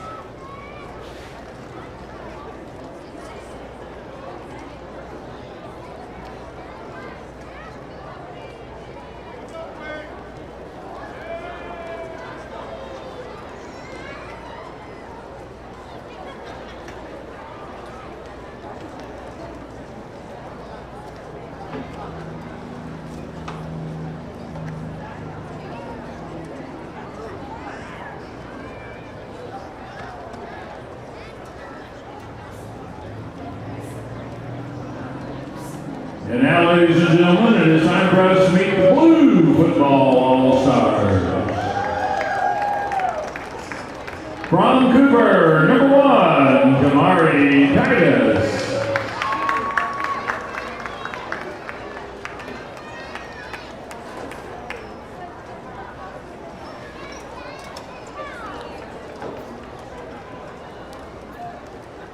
From Breckenridge, number 4, Bryson Nash.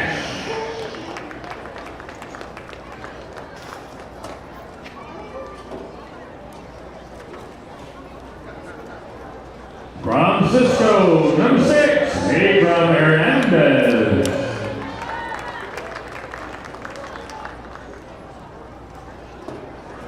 From San Angelo Central, number 7, Mason Van Sickle.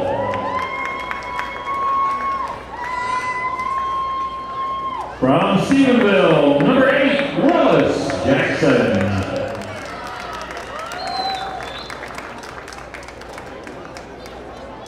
From Jim Ned, number 11, Cash Wynn.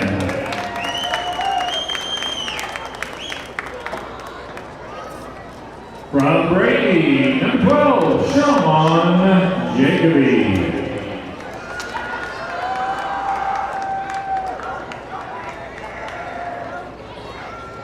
From Stephenville, number 13, Brighton DeVito.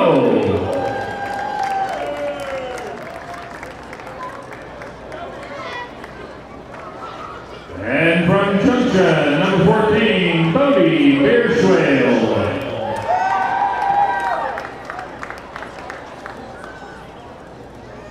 From Eden, number 15, Blake People.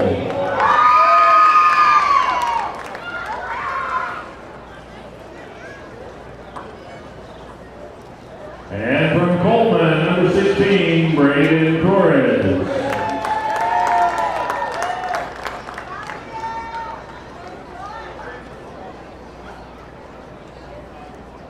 And from Gordon, number 17, Roe Williams.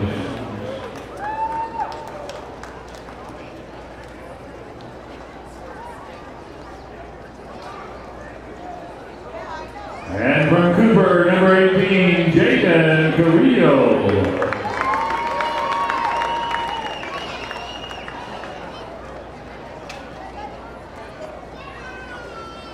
From Stephenville, number 19, Jaden Lujan.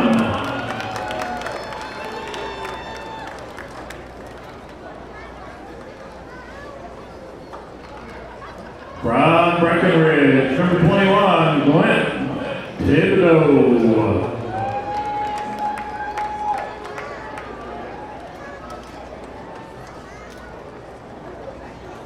From Great Creek, number 22, Gabe Santian.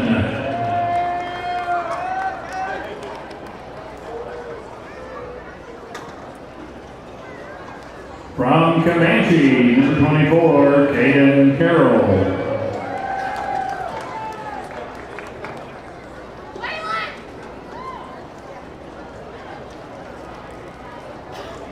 And from Cooper, number 25, Peyton Ewing.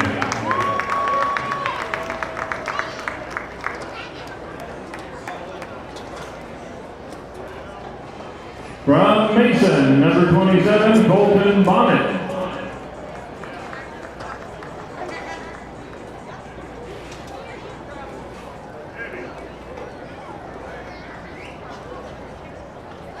From Santo, number 28, Justin Hollingsworth.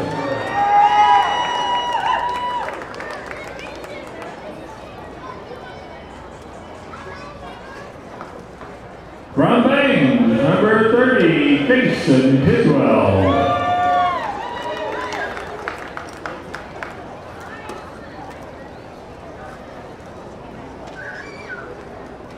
From Holly, number 33, James Calvary.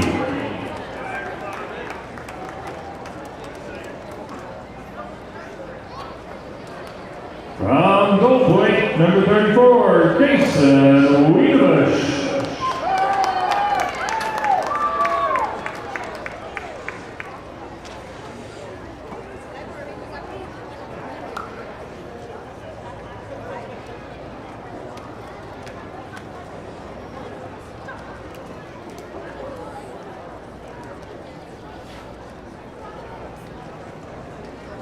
From Cross Plains, number 35, Tyler Mackey.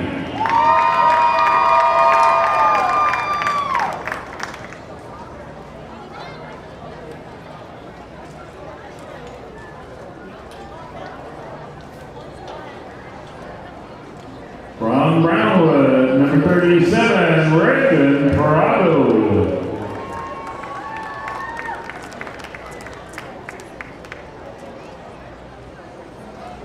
From Cooper, number 40, Kenan Adams.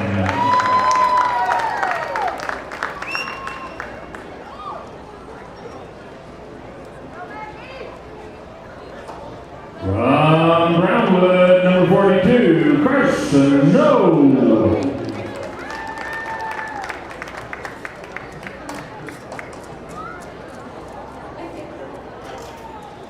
From Stephenville, number 45, Hudson Butchie.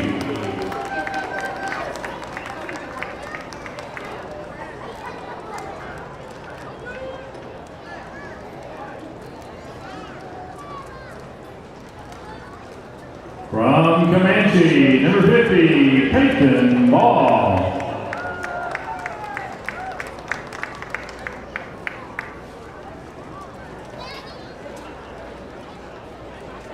From San Saba, number 52, Colton Pierce.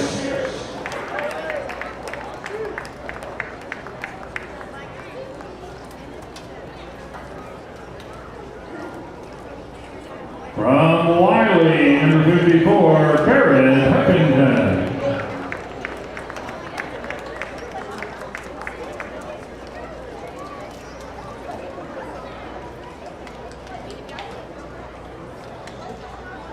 From TLCA San Angelo, number 55, Muhammad Diaye.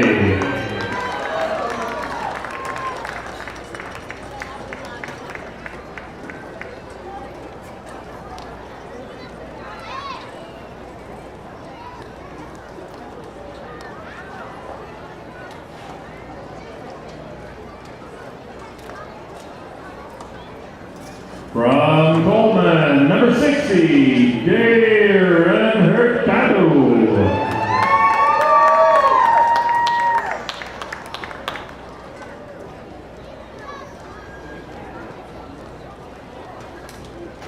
From Cooper, number 62, Jaden Flores.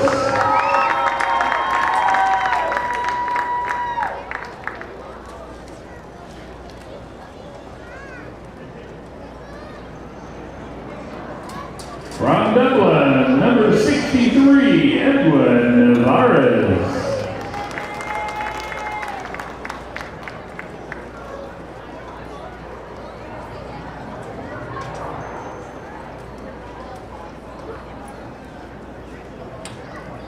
From Cross Plains, number 70, Colt Sanderson.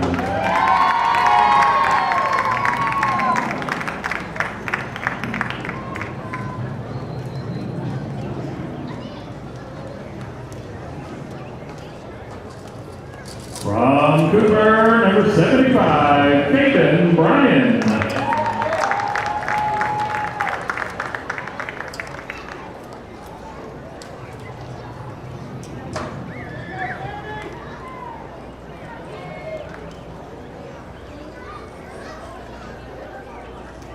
And from Coleman, number 82, Paul Salas.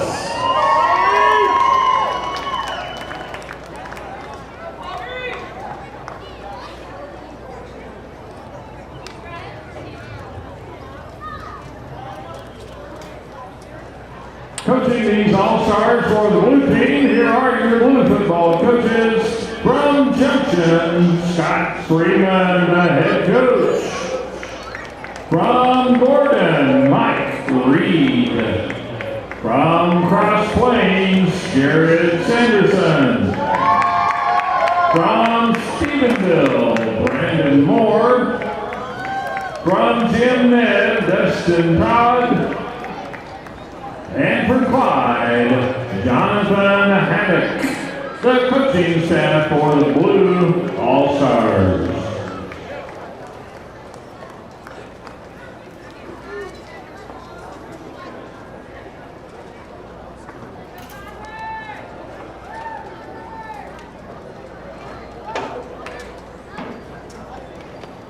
And if you now look towards the field, we do have our special halftime entertainment coming to us from the FCA All-Star Cheerleaders.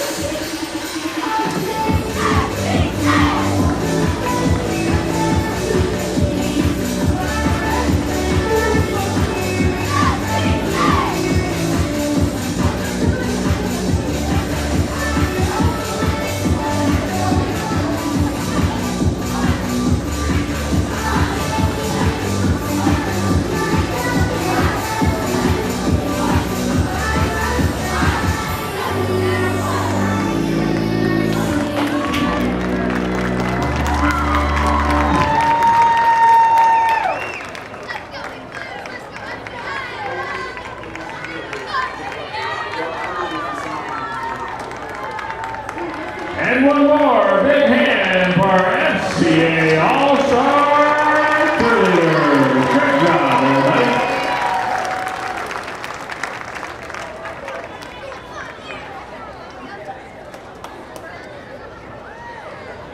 And as you can see on the video board, the clock is ticking down. We give a 15-minute break.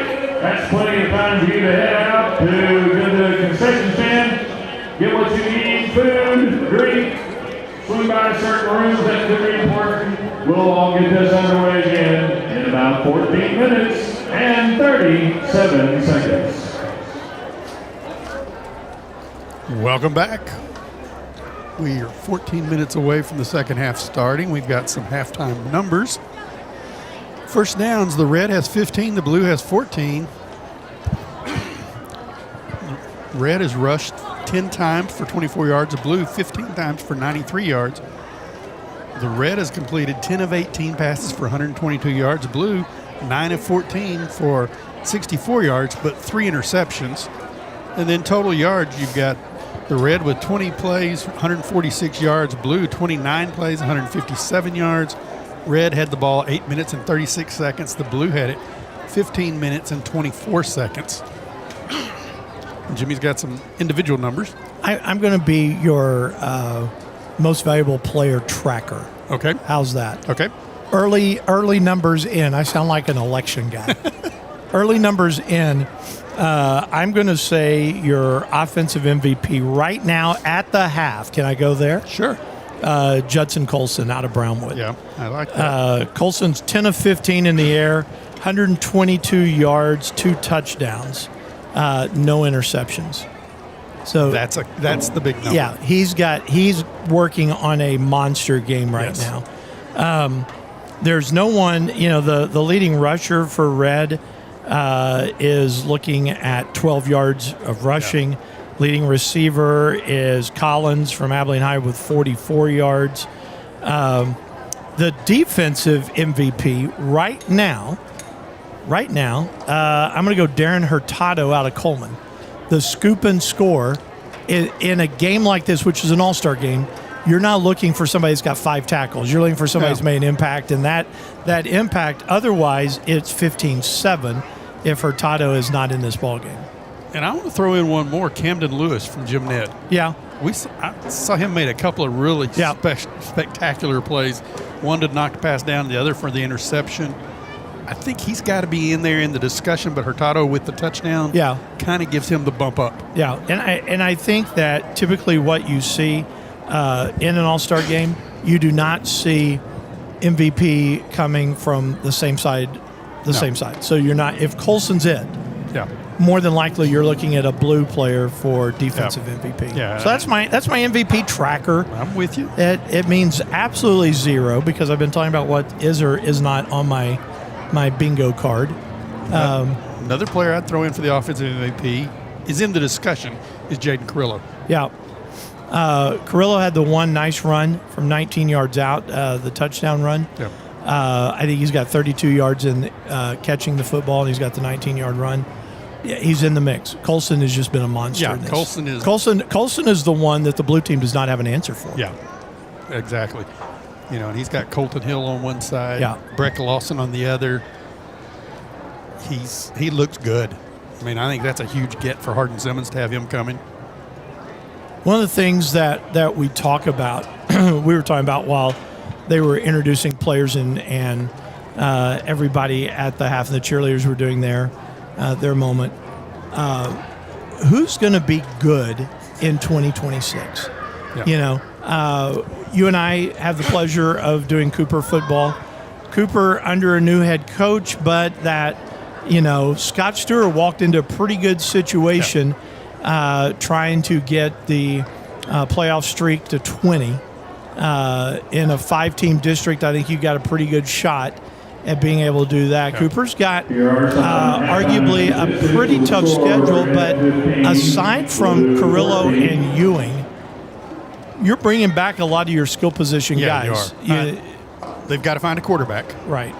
And that's the big thing. You've got some really stud receivers. You've got a running back in Markel Sims that can be special.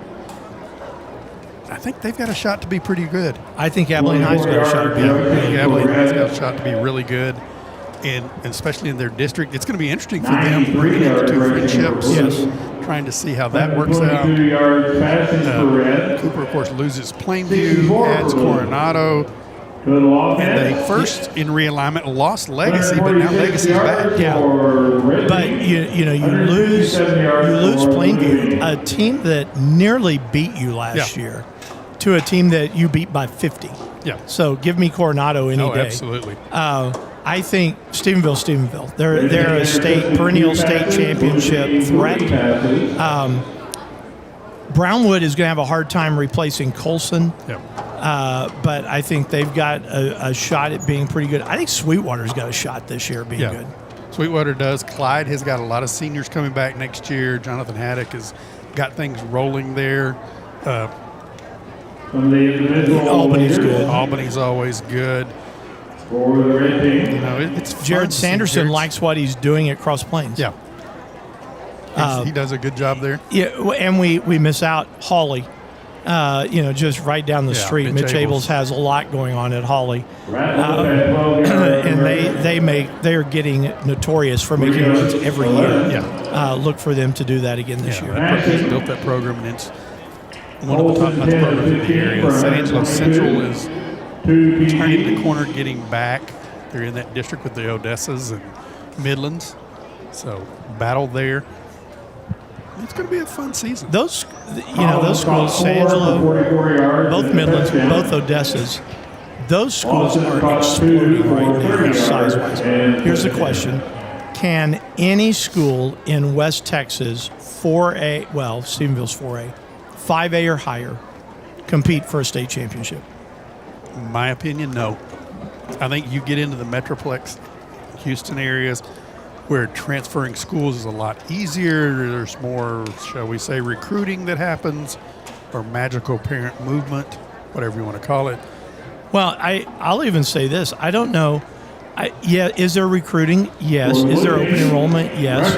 But I'll say this in the Metroplex, a lot of it is the transits of parents, because you can move apartment to apartment. It's not like here. There are no, giant apartment, well, at the moment. We see what everything is being built out here. But there's not a lot of apartment dwellers. In the Metroplex, there is. Oh, yeah. And when those districts start moving, it becomes a very fluid time for some of these athletes. Now, do I get the sense of where you've got the top quarterback in the state that just so happens parents get a job in Argyle? I'm not sure. Yeah, exactly. Exactly. Not positive of that one. Yeah, But I go back to when Cooper was in the district with Fort Worth Brewer, White Settlement Brewer a few years ago. We got on the elevator, listed on as one of their great players is Bear Alexander. He never played it down there. yeah. He played at Ryan, he never played it there. And he's done that transfer routine through college too. Right. So, I mean, you see that. You don't see that as much out here. Back in the 70s, Permian was accused of that, where Dad would get an oil field job. I just don't think we've got great athletes here. I don't see you think you see a team of elite athletes like Jamie has at Duncanville. Yeah. You don't see that kind of a lineup here in the 5A, 6A level. Well, and it's keep coming at you. We were at the state champ. Well, we're at the state championship Saturday last year. DeSoto. And they're dropping down to 5A. Yeah. South Oak Cliff, DeSoto. Yeah. Think about what that's going to look like. Wow. South Lake Carroll, Duncanville, North Shore. Argyle, Melissa. Yeah. It goes on and on. I will say this.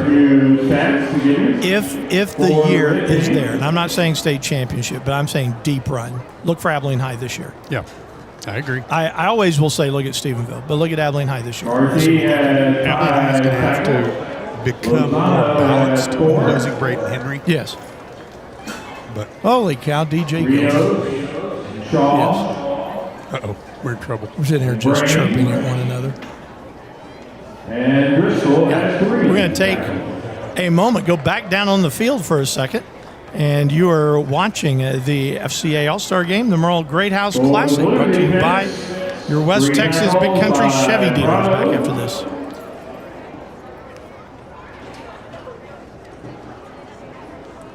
And Kamari Titus and Tidwell. A lot of people involved with the defensive activity. The big play, of course, was the fumble return for a touchdown by the blue team. FCA All-Star Football at its finest.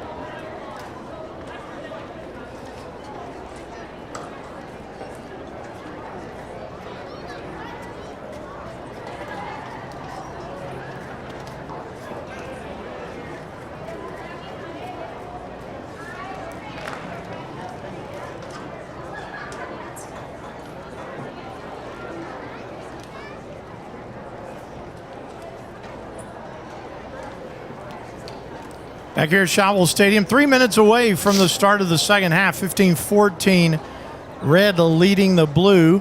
Jimmy Pogue, Rick Kaysen, we were talking about teams that could make a run. Like you said, though, that Abilene High, talk about having to find a quarterback. Yeah, you know. I mean, they've been so heavy on Braden Henry the last 2 or 3 years. They're going to have to be more balanced with their quarterback. Uh-oh.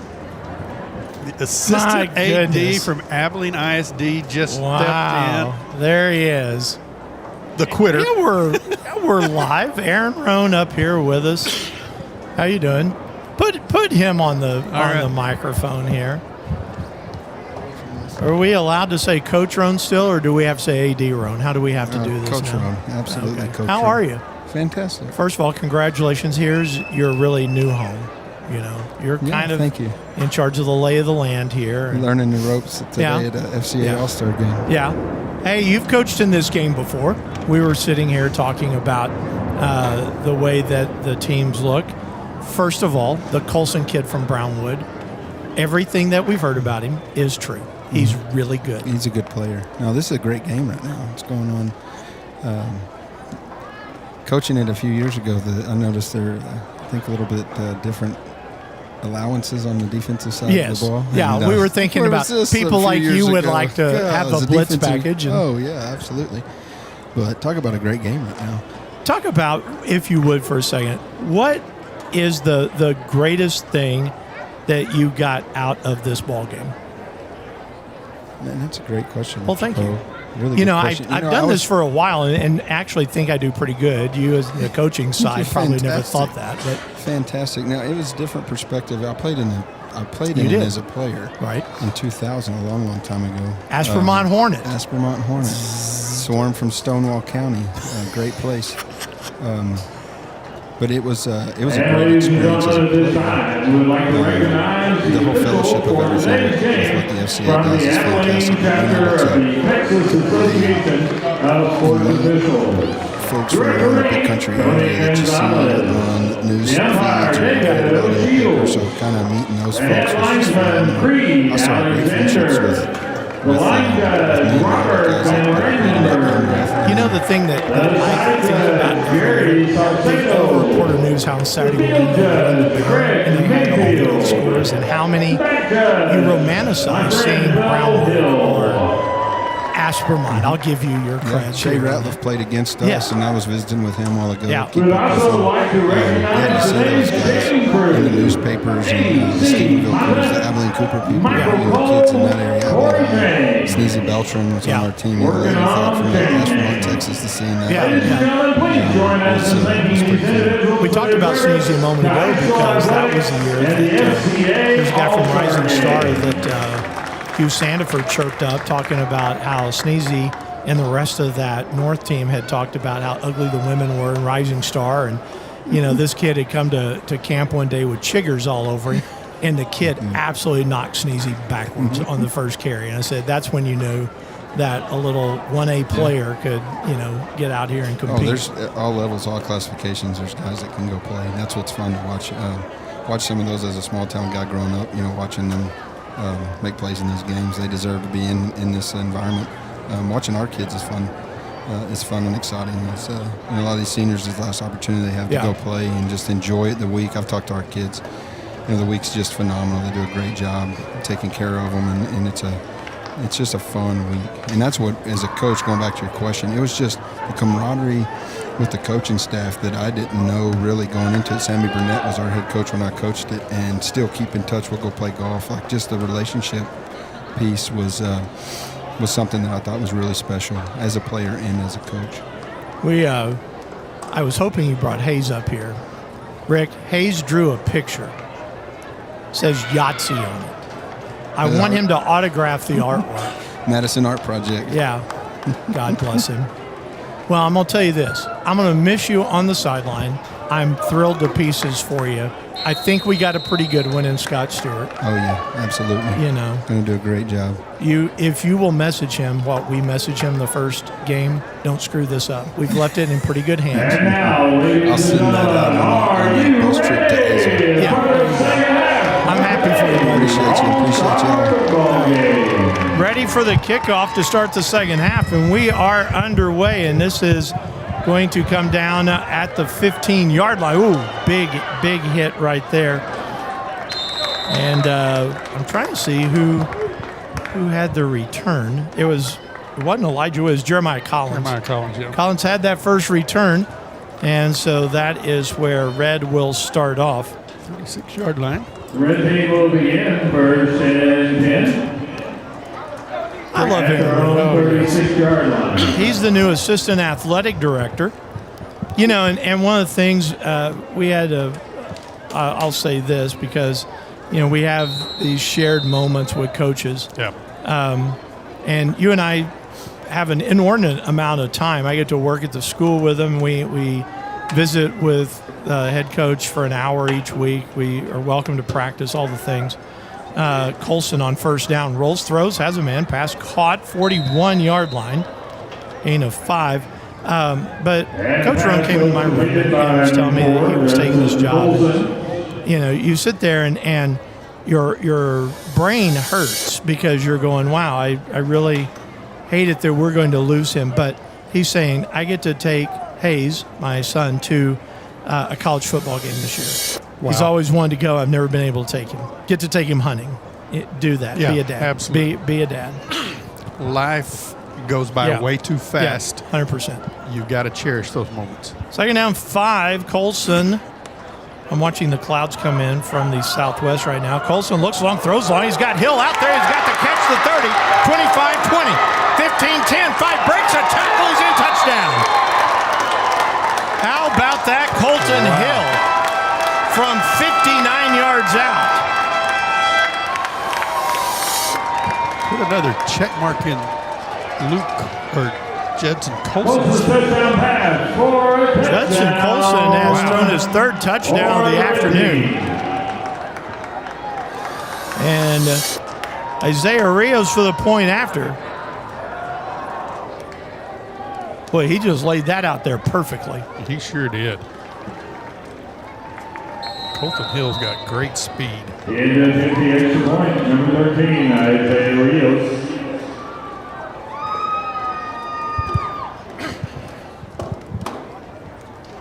Snap is down, kick is up, and the kick squeezes into the uprights. Good. So now then, with 10:59 to play, the Reds strikes fast here in the second half. 10:59 to go in the third, 22-14 Red here on AISD Live. We can also take this opportunity to continue thanking our church sponsors and those who are our partners of what goes on with FCA. Trinity Baptist Church from Sweetwater and Lamar Street Baptist Church in Sweetwater. Nugent Baptist Church in Hawley. First Baptist Church of Rowley. Oak Street Baptist Church in Graham. Cowboy Church of Young County in Graham, Country Road Fellowship in Graham, and Friendship Baptist Church in Albany. Thank you, churches, for how important you are. Two plays, 64 yards in a minute. 1 for the red team. Colton Hill, a 59-yard catch from Judson Colson out of Brownwood. Isaiah Rios' point after has made this 22-14. Rick, I think that Colson is making a pretty firm case for offensive MVP. Taking the players off the field now for a lightning delay. It wouldn't be us without a lightning delay. We'll tell you that. You know what I want to see sometime, though? The lightning delay where everybody just sprints off. It's honest. It's honest. Of course, you have the fans in the stand sitting on metal seats. Yeah, not moving. I'm not going Not anywhere. moving. How about that? Well, the rule is, and my Perry weather has gone off. Yeah, but the athletic training staff, 6 miles away, if it's inside of 10, I believe. Ladies and gentlemen, he's got to vacate these things too. Yeah. Continuing inclement weather. Yeah. So you got to vacate the stands. Now this is where you start looking around for a Randy Clark going, what do he wants to do?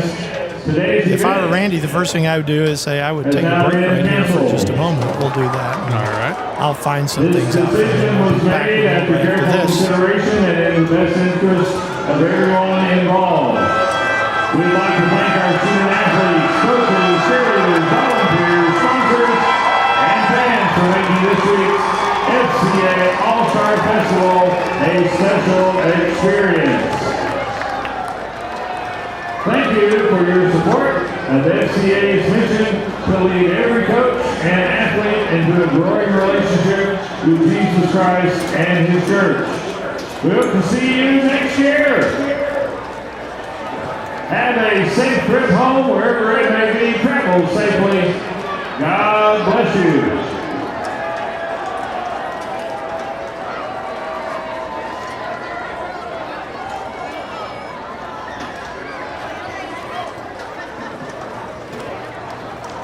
We also want to remind all spectators that you should immediately seek a safe shelter, such as a permanent building or a fully enclosed vehicle.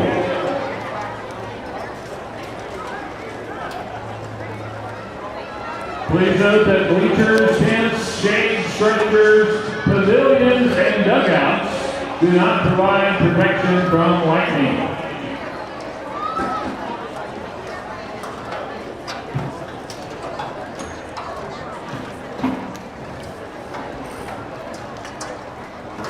We do want to give great appreciation to all again of the community sponsors that we've had. Jacob and Martin Architecture and Engineering, Action Sports Medicine, Citizens National Bank, Texas Bank, Haynes Law Firm, Brunner Auto Group, Superior Essex, Hendrick Medical Center, Coleman Livestock Auction, Mid-Texas FCU, Waldrop Construction, Abilene Sports Medicine. Thank you for sponsoring.